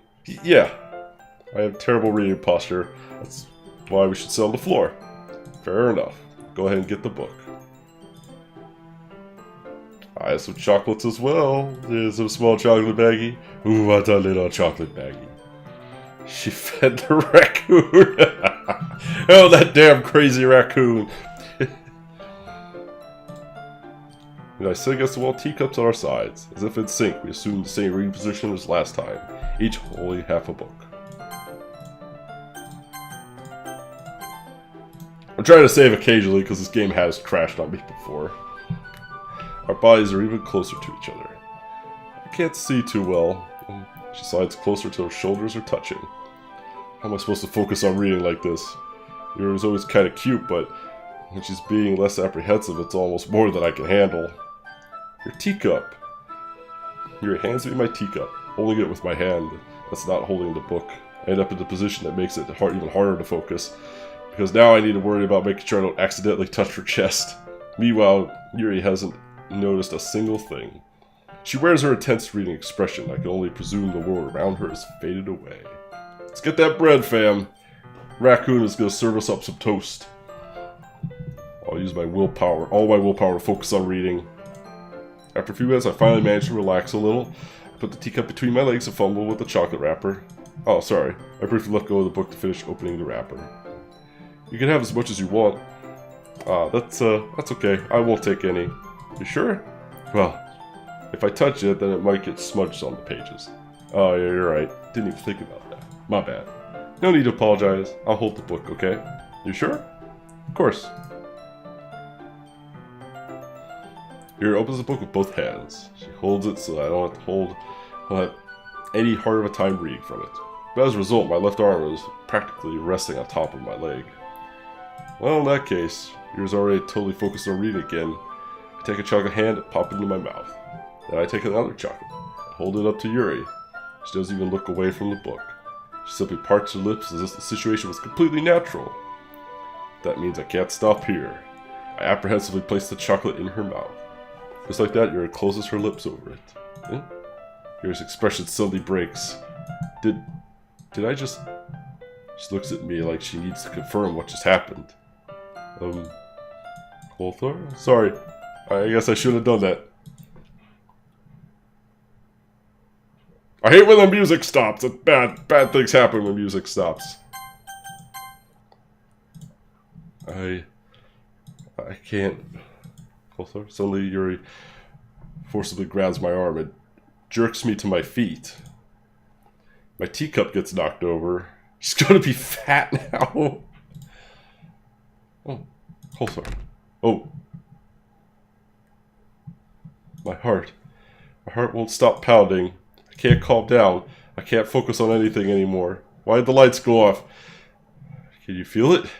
Yuri suddenly presses my hand against her chest. Whoa. Why is this happening to me? I feel like I'm losing my mind. It's okay, we're just having some fun. We're just being teenagers. I can't make it stop. It even makes me not want to read. I just want to look at you. Oh God. Why does her one eye look like it's upside down? God,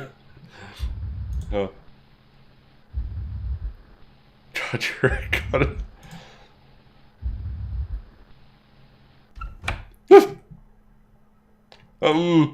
It's time to share poems. It's poetry time, everybody. It's poetry time. When did Yuri turn into overly attached girlfriend? Are we gonna skip this bit? Yo, thanks for the 2 kappas.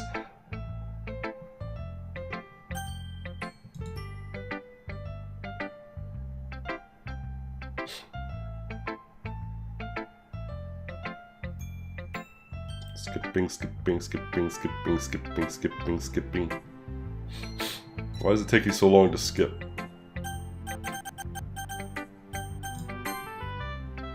Oh. I think you saw something earlier you weren't supposed to see.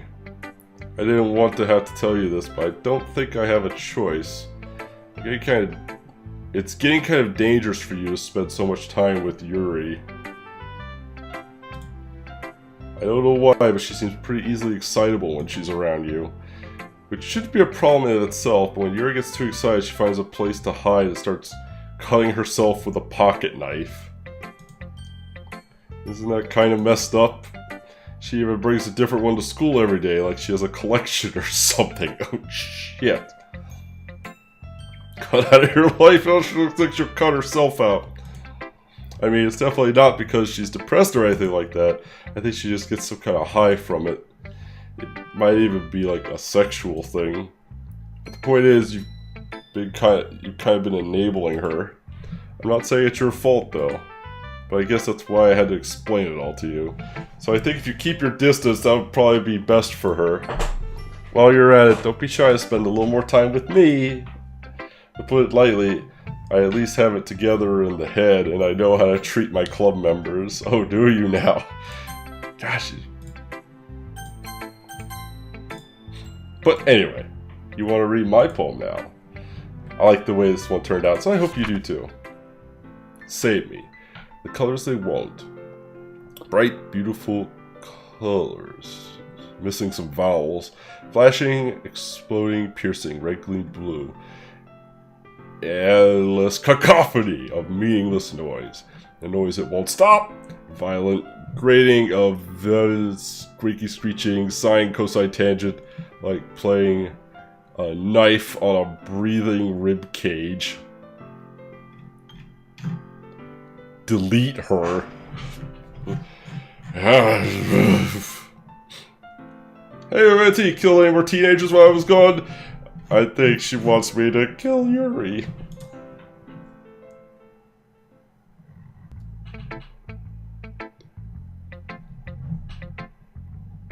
Sorry, I know it's kind of abstract. I'm just trying to, well, never mind. There's no point in explaining. Anyway, here's Monica's writing tip of the day. Sometimes you find yourself facing a difficult decision. When that happens, don't forget to save your game. You never know when, who am I talking to? Can you hear me? Tell me you can hear me. Anything?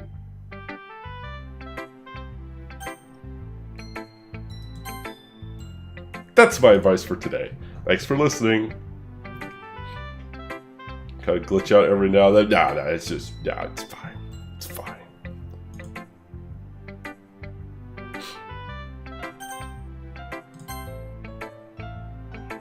Not really any worse than your last one. Everything's fine. Everything's fine. Can't really say it's any better either. Whew what? Well, anything that isn't a train wreck, I'll take as a win.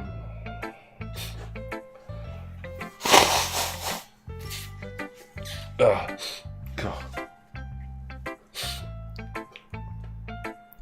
I can feel you're probably the most critical. Hey, what makes you... Wait, maybe that was a compliment. Oh, glad to see someone recognizes my experience. Well then, keep practicing and maybe you'll be as good as me someday. It's, something tells me Natsuki completely missed the point. Just make sure you find a little bit of influence from everyone. I think you're at least being influenced by Yuri a little bit, aren't you? I mean, I know you've been, like, spending some time with her or whatever. But, you know, Monica and I are just as good as her. At poems, I mean. You should really try to learn something or you'll never get better. Here's the one I wrote. I'll make sure you learn something from it. Amy likes spiders. I remember this one. It doesn't matter if she has other hobbies. It doesn't matter if she keeps it private. It doesn't matter if it doesn't hurt anyone. It's gross, she's gross. The world's better off without spiders. And I'm going to tell everyone. Not bad, right? It's quite a bit longer than yesterday's. Yesterday's was way too short. I was just warming up. I hope you didn't think that that's the best I could do. No, of course not. Anyway, the message is pretty straightforward in this poem. Fuck spiders. I doubt I have to explain it. Like, anyone would agree that the subject of this poem is an ignorant jerk.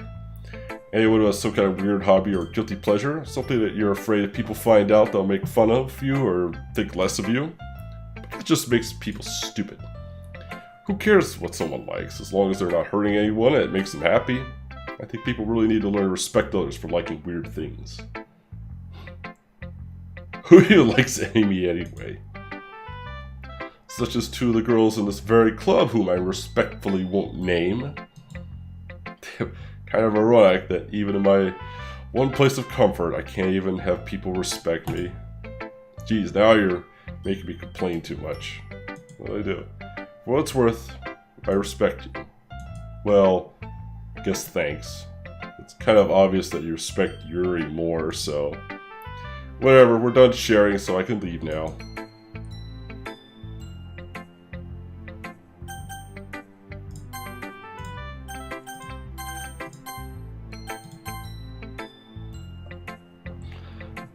I've been waiting for this. Oh god. Let's see what you've written for today. Your spouse takes a deep breath. I just like holding it. I'll save the cut of the gib for last. Yep. Prime cuts always come last, baby. Oh, I mean, the poem turned out good. It's, well, there's something that you could work on. That doesn't really matter. It feels like anything written by you is a treasure. Oh gosh. That came out a little awkward. Well, let's move on. Here's the poem I wrote. You don't have to like it or anything. Wheel. A rotating wheel, turning on an axle, grinding, bolt head, linear gearbox, falling sky. 7 holy stakes, a docked ship, a portal to another world, a thin rope tied to a thick rope, a torn harness, parabolic gearbox. Gearbox, what's the gearbox? Expanding universe, time controlled by slipping cogwheels, existence of God, swimming with open water in all directions, drowning. A prayer written in blood, a prayer written in time, devouring snakes with human eyes. A thread connecting all living human eyes. A kaleidoscope of holy stakes, exponential gearbox. A sky of exploding stars, God disproving the existence of God. A wheel rotating in 6 dimensions. 40 gears and a ticking clock. A clock that ticks 1 second for every rotation of the planet. A clock that ticks 40 times every time it ticks every second. A bolthead of holy stakes tied to the existence of a docked ship to another world. A kaleidoscope of blood written in clocks.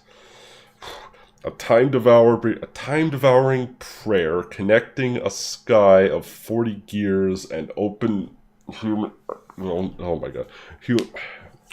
eyes in all directions. Breathing gearbox.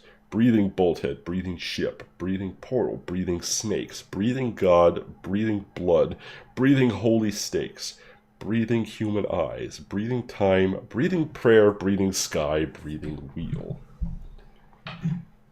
Hoy. It doesn't really matter what it's about. My mind has been a little hyperactive lately, so I had to take it out on your pen. That is a pen fell out of your backpack yesterday, so I took it home for safekeeping, and I really like the way it writes. So I wrote this poem with it, and now you're touching it. I'm okay.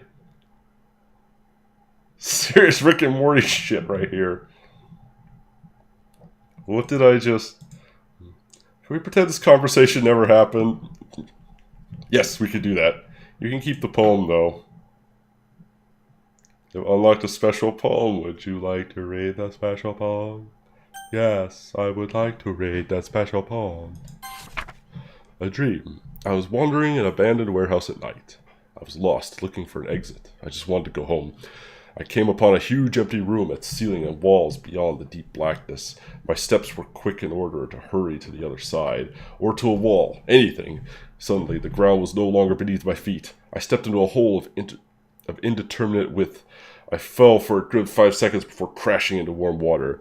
Figuring out which way it was up, I surfaced myself. The air was humid, and the sound of splashing reverberated endlessly. My vision was completely swallowed by the dark. With one hand, I could feel the damp metal wall of the container. My legs were already getting tired.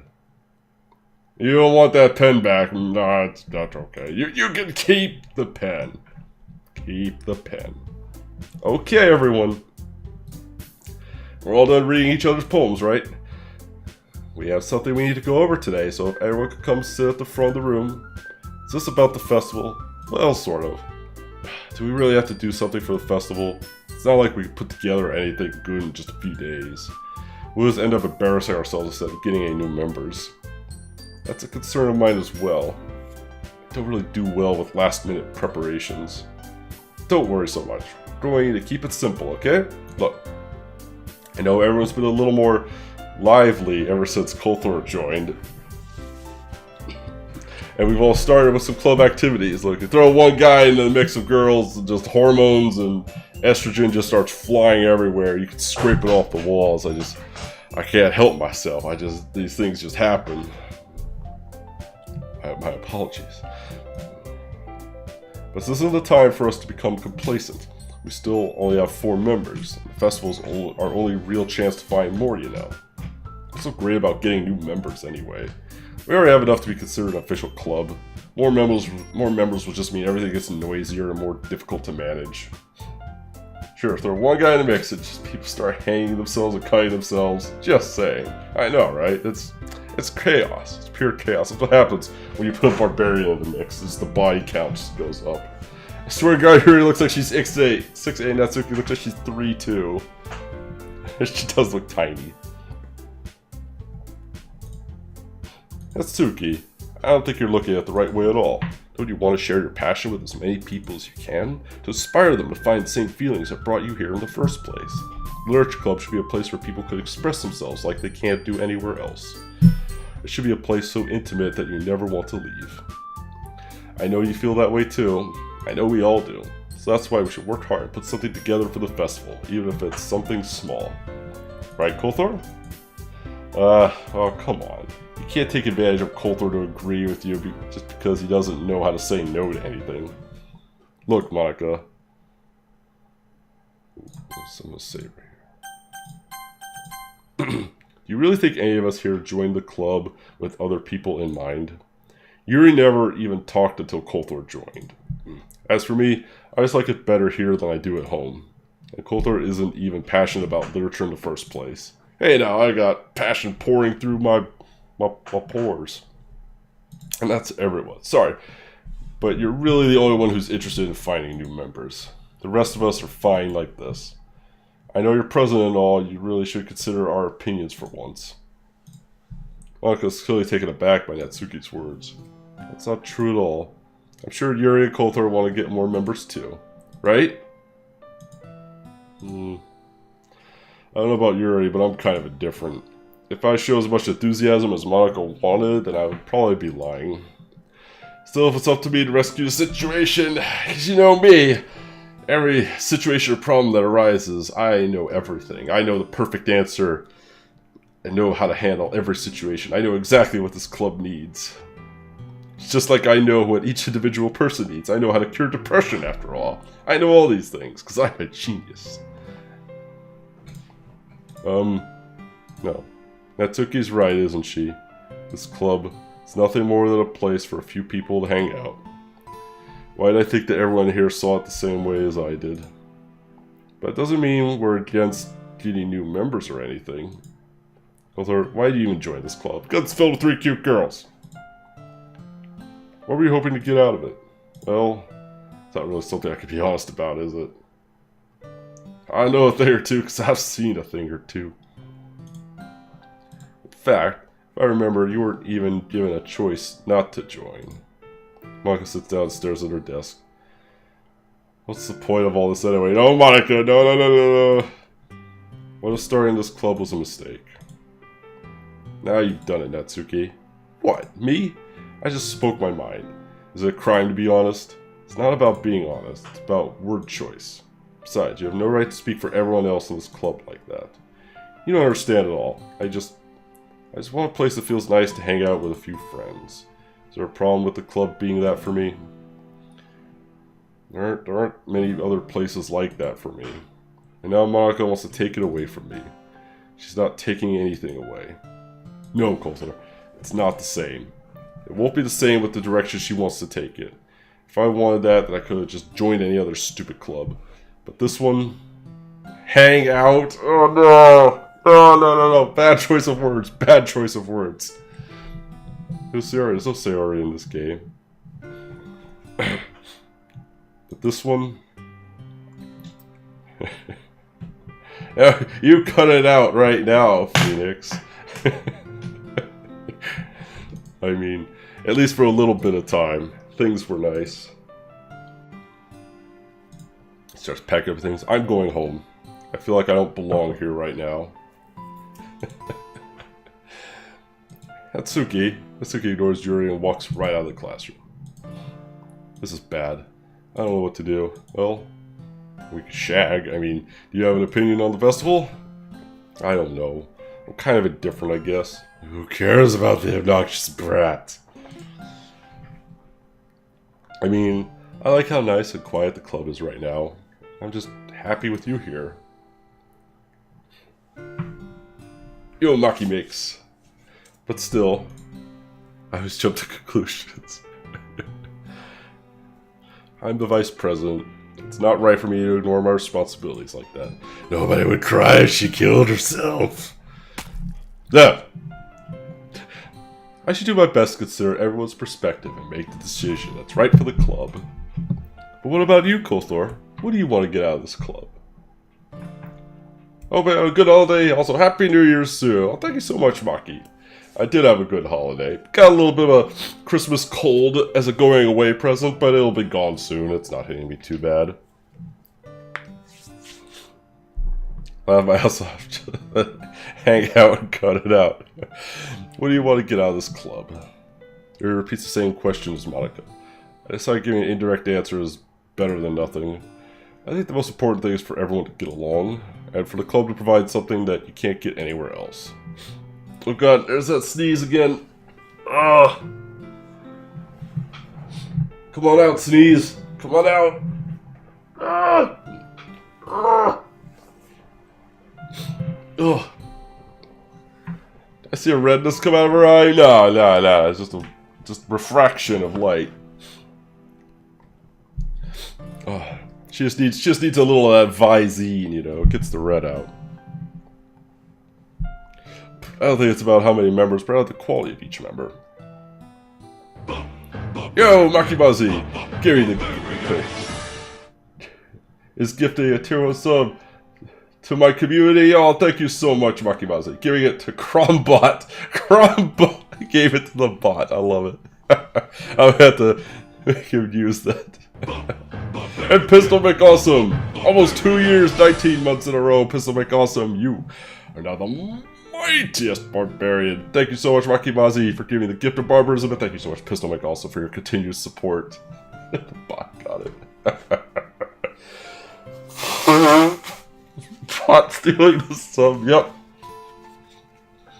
I'll have to make some commands with him. Membership Club is a special place. I see. I really agree with you. Each member contributes their own qualities in a special way. With each change in members, the identity of the club as a whole will change too. I don't think that's necessarily a bad thing. Kill the bots, they're stealing our subs! Stepping out of the comfort zone once in a while. The bot has to steal everything, doesn't he? He does, he's a barbarian after all. He is Crom. Praise Crom.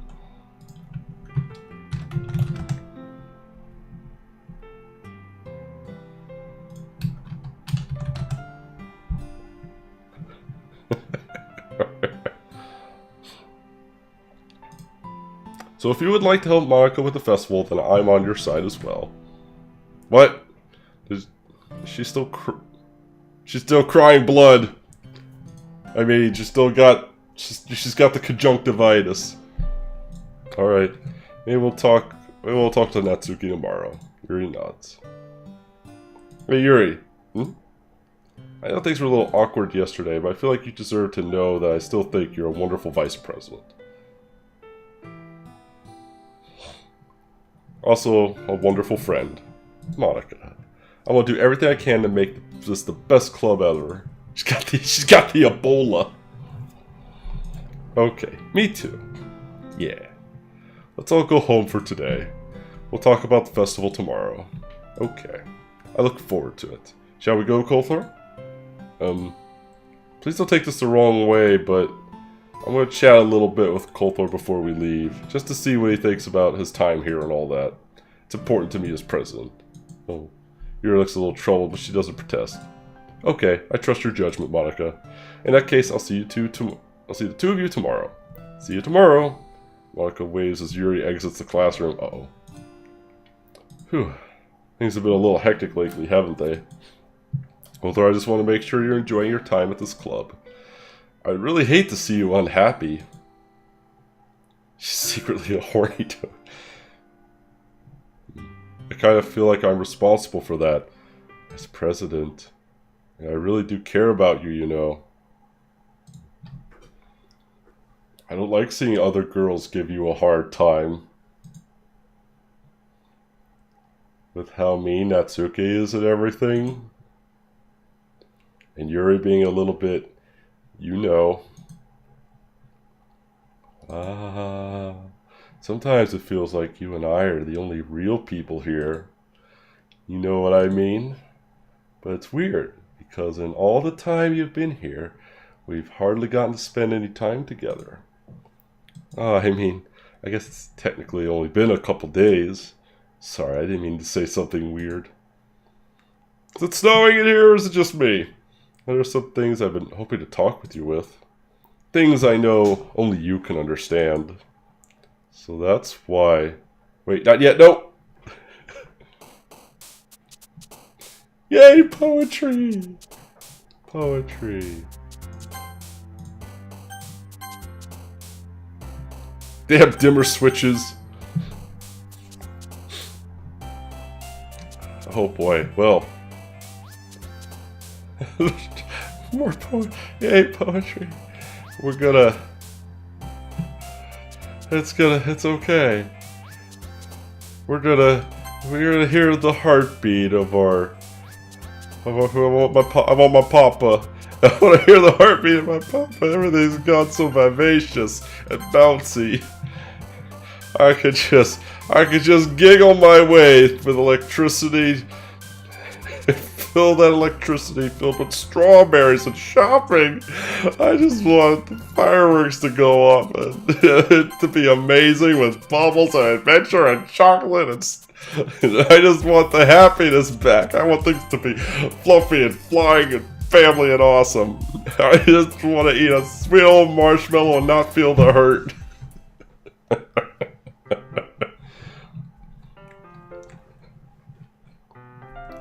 Oh my god.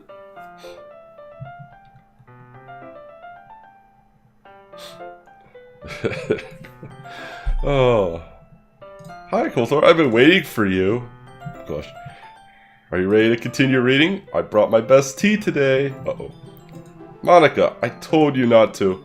Ugh. Is she really late again? Inconsiderate as usual, Natsuki. Excuse me? Must you always interrupt my conversations with your incessant yelling? Uh-oh. Uh-oh. Claws are coming out. What are you talking about? You say it like I do it on a regular basis or something. I just wasn't paying attention, okay? I'm sorry. Seriously, what's gotten into you lately? Look, I did some thinking about yesterday. I was a little more hostile than I meant to be. I guess I really felt threatened or something. But I know this is something we're doing together. Another new member wouldn't hurt as long as they're cool. Creeper girl's talking to you, run! No, everything's fine. I guess another girl would be nice this time. So, Natsuki, nobody cares.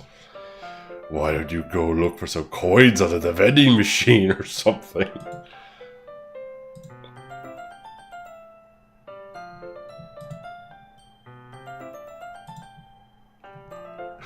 Wait, did that... I don't know if that was like something that was actually said or if that was just inner monologue. Oh man, last one here again. Why don't you go look for some coins under the vending machine? That's like the best insult ever. Go look for some coins under the vending machine.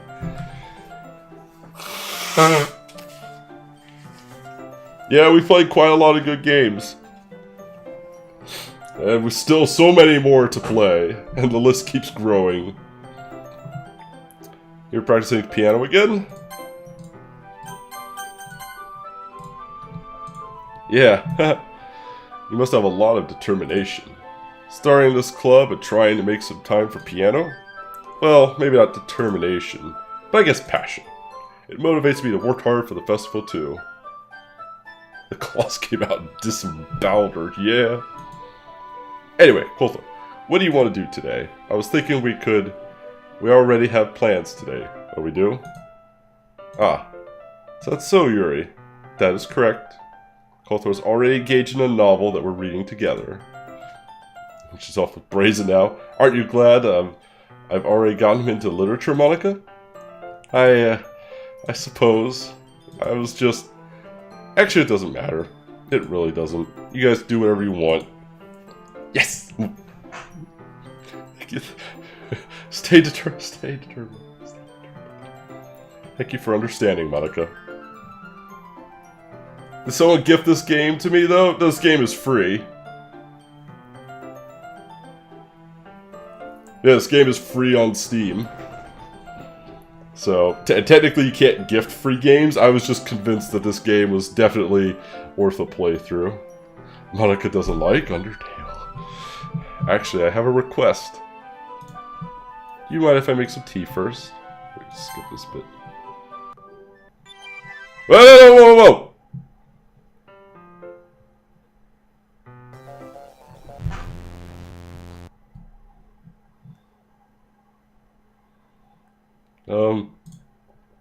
Wait. How did I...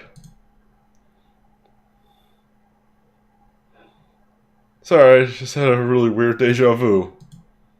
Hasn't happened before or anything, right? My head's been a little fuzzy lately. I hope it hasn't really been showing or anything. I would hate for you to think I'm weird just after we started spending time together. I mean, everyone has a few unusual things about them. Gather around, kids.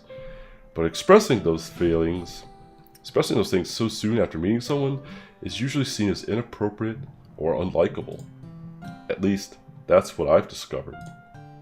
When I was a bit younger, I think I would come on really strongly, and then get a little too intense. It made people not want to be around me. Yeah, skipping is the best. I thought it only gave me the skip option when there was no new dialogue. So I started hating those things about myself. My obsession with those certain hobbies. And the way I can't control myself when I get too excited about something. So I eventually stopped trying to talk to people. If nobody could ever like me for the things that matter most to me, then it just got easier if I closed myself off. But recently, something's been wrong. Well, hold on, wait. Where was, Oh, we saved right before that, so... Actually, let's just load.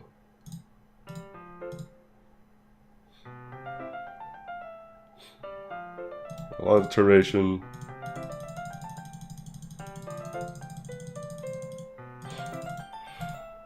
See, saving often helps. What was it? New dialogue? Yeah. Actually, I have a request. Do you mind if I make some tea first? Let's search for yourself as well. She stands up, makes her way to the closet. I follow, watching she retrieves a small pitcher. Phil's side. Wait, we already did this. Sure.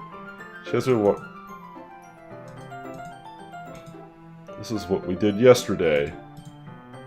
She comes. Contrast of speaking mannerisms.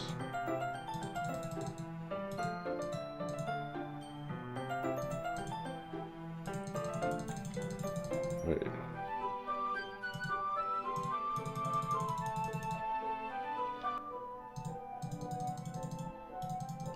Oh. So yeah, this is not new dialogue, but it's happening again.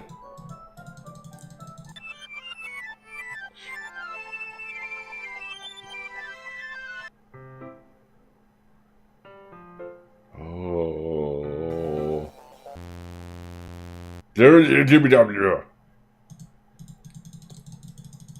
Okay. My obsession with certain hobbies and the way I can't control myself when I get too excited about something. The crumb seal of approval is basically, it's like that, just that final stamp of, it's, if I could recommend the game to everybody, like if I had this just like an absolute must play, that's just like Crom's seal of approval, that's just like 11 out of 10. It's usually reserved for like games that I would recommend everybody play. Some games could get a high rating, but because I like them in particular, but I wouldn't necessarily recommend it to everybody, wouldn't get a Crom seal of approval. But it's just like, the Crom seal of approval is just like everybody should and must play that game.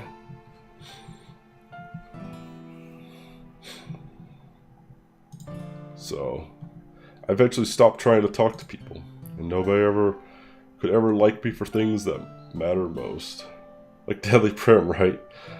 So this has it then? I don't know. We haven't finished it yet, so we'll see. You love that game. Indeed. If nobody ever liked me, the things that matter most to me, then it's just easier if I close myself off. But recently, something's been wrong. I don't know what it is. Every time we come to the club, my heart starts going crazy. Like, it's going to rip out of my chest. It overwhelms me with energy and emotion that I can't let out. It's been making me do weird things. I don't know why it's happening. Colthor? Is it just me, or has Monica been acting a little off lately? She's always been a sweetheart ever since I joined the club, but recently I've been feeling something sharp whenever she's around. I'm not crazy, right? No, not crazy at all. Please tell me I'm not crazy. I couldn't say anything before, because she's always listening. But finally, we're alone. Could we just stay here for a while? Yeah. I just want to stay here. Just the two of us. We can stay here until the club ends. And then we'll have the club room all to ourselves. Nobody to interfere with our reading time. Nobody to make me feel like stabbing myself in the throat. Wait, there's a faint outline. Is that Monica? Ah. Was that a joke? Just a joke.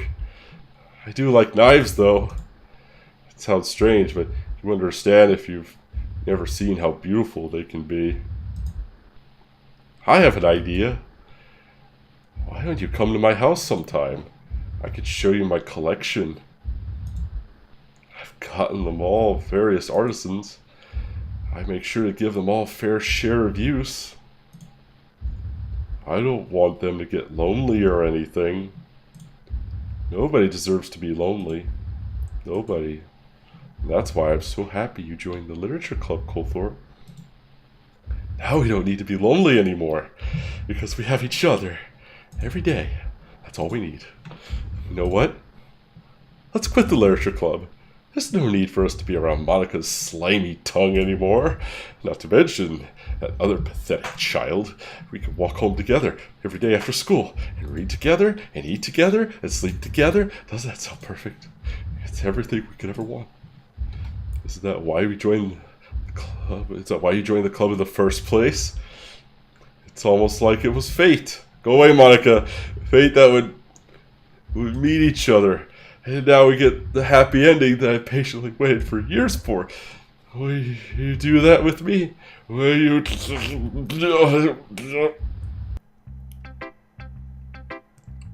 Yay, poetry!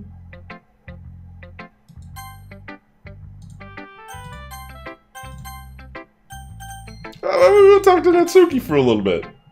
We're gonna wait on Yuri. This one's alright. Alright, well, yeah. It's not as good as yesterday's was anyway. I still can't really tell how you actually care about writing, but either way, you're doing alright. Even though you're not really spending time with anyone but Yuri. I still think it's nice to have activities that we all participate in. So you better keep working hard. I mean, I know I'm not president or vice president or anything. But that doesn't mean you could let me down, okay? So at least read mine too for now. But just to be clear, this poem means a lot to me, so read carefully, okay? I don't know how else to bring this up, but there's been something I've been worried about. Yuri's been acting kind of strange lately. You've only been here a few days, so you may not know what I mean, but she's not normally like this. What's with this music? She's always been quiet and polite and attentive, things like that. Okay, this is really embarrassing, but I'm forcing myself to suck it up. The truth is, I'm really worried about her, but if you try talking to her, she'll just get mad at me again. I don't know what to do. I think you're the only person that she'll listen to. I don't know why, but please try to do something. Maybe convince her to talk to a therapist.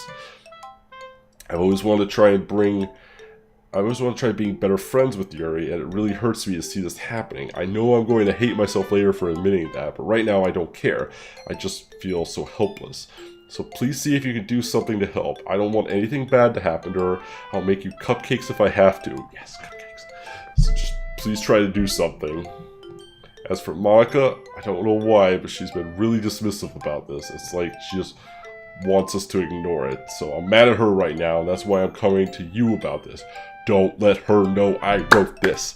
Just pretend like I gave you a really good poem, okay? I'm counting on you. Thanks for reading. Oh, man.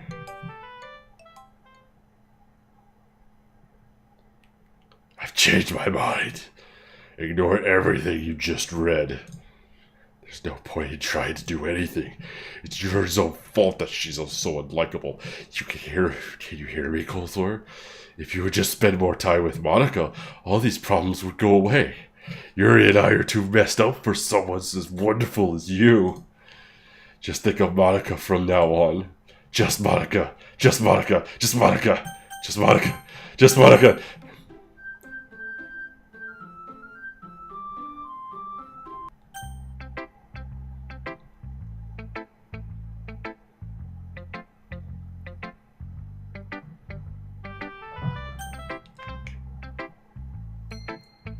Just Monica.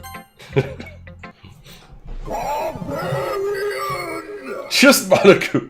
Thank you so much for that follow, Just Monica. Just Monica.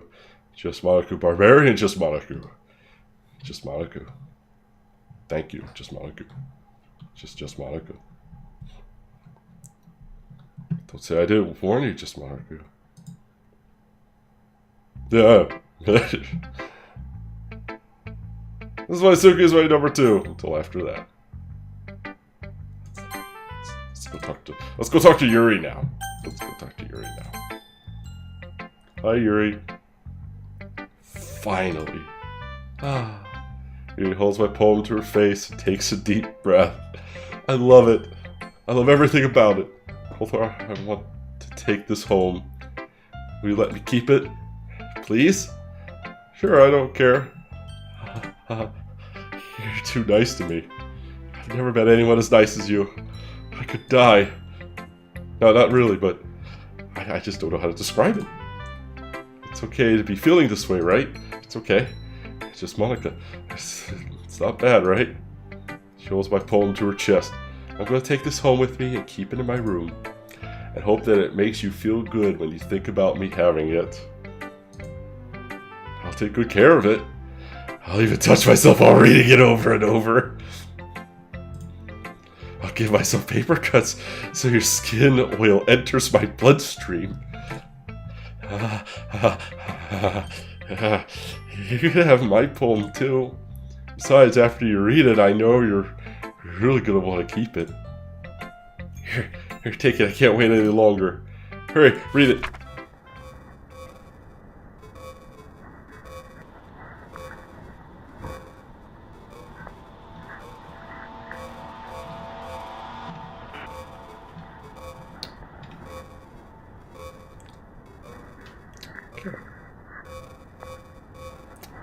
I don't even want to know what this stain is.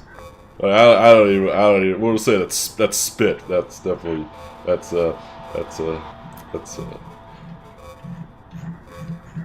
Also, this is just me being.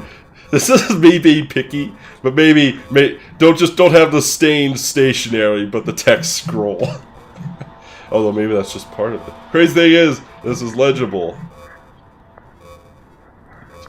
Sure it is. Alright, beautiful. 10 out of 10. Just Monica. Do you like it? I wrote it for you. In case you couldn't tell, the poem is about... More importantly, it's endowed with my scent. See? Aren't I the most thoughtful person in the club?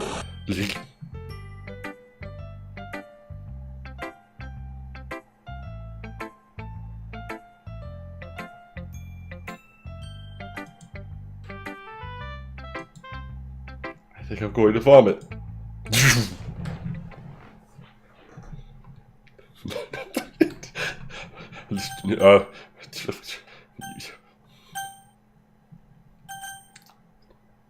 Yeah. Okay. Happy thoughts, happy thoughts, happy thoughts.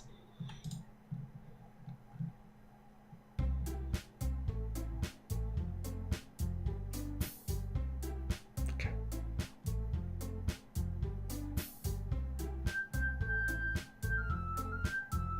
That means she peed on it. Oh no! Oh Lord, why did you say yes? Oh boy.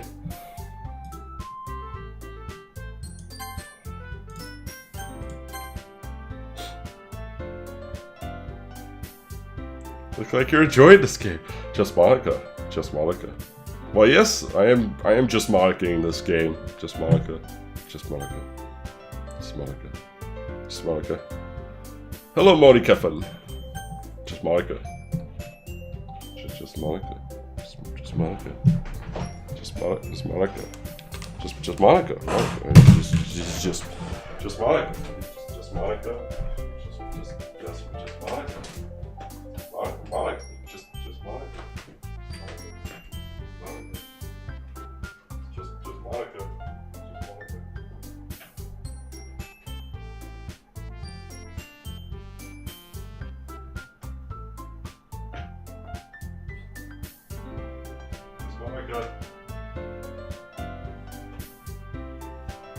Just Monica.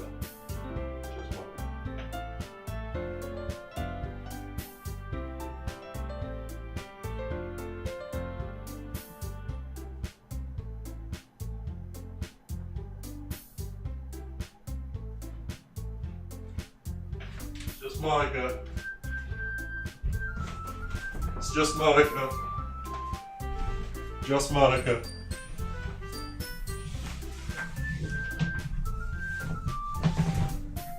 Just Monica. Just Monica. Just Monica. Just Monica. Well, it's just Monica, everybody. Just Monica. It's totally just Monica. It's just Monica. Well, just Monica, everybody. Just Monica. I will just Monica, just Monica, just Monica, just Monica. And just to translate, that's going to be it for me for tonight. It is midnight now. I have to go take care of my son. He needs his medicine and his bottle. But look, please stop by tomorrow morning. We are going to be finishing this game with an early stream at about 10 a.m. Eastern Standard Time.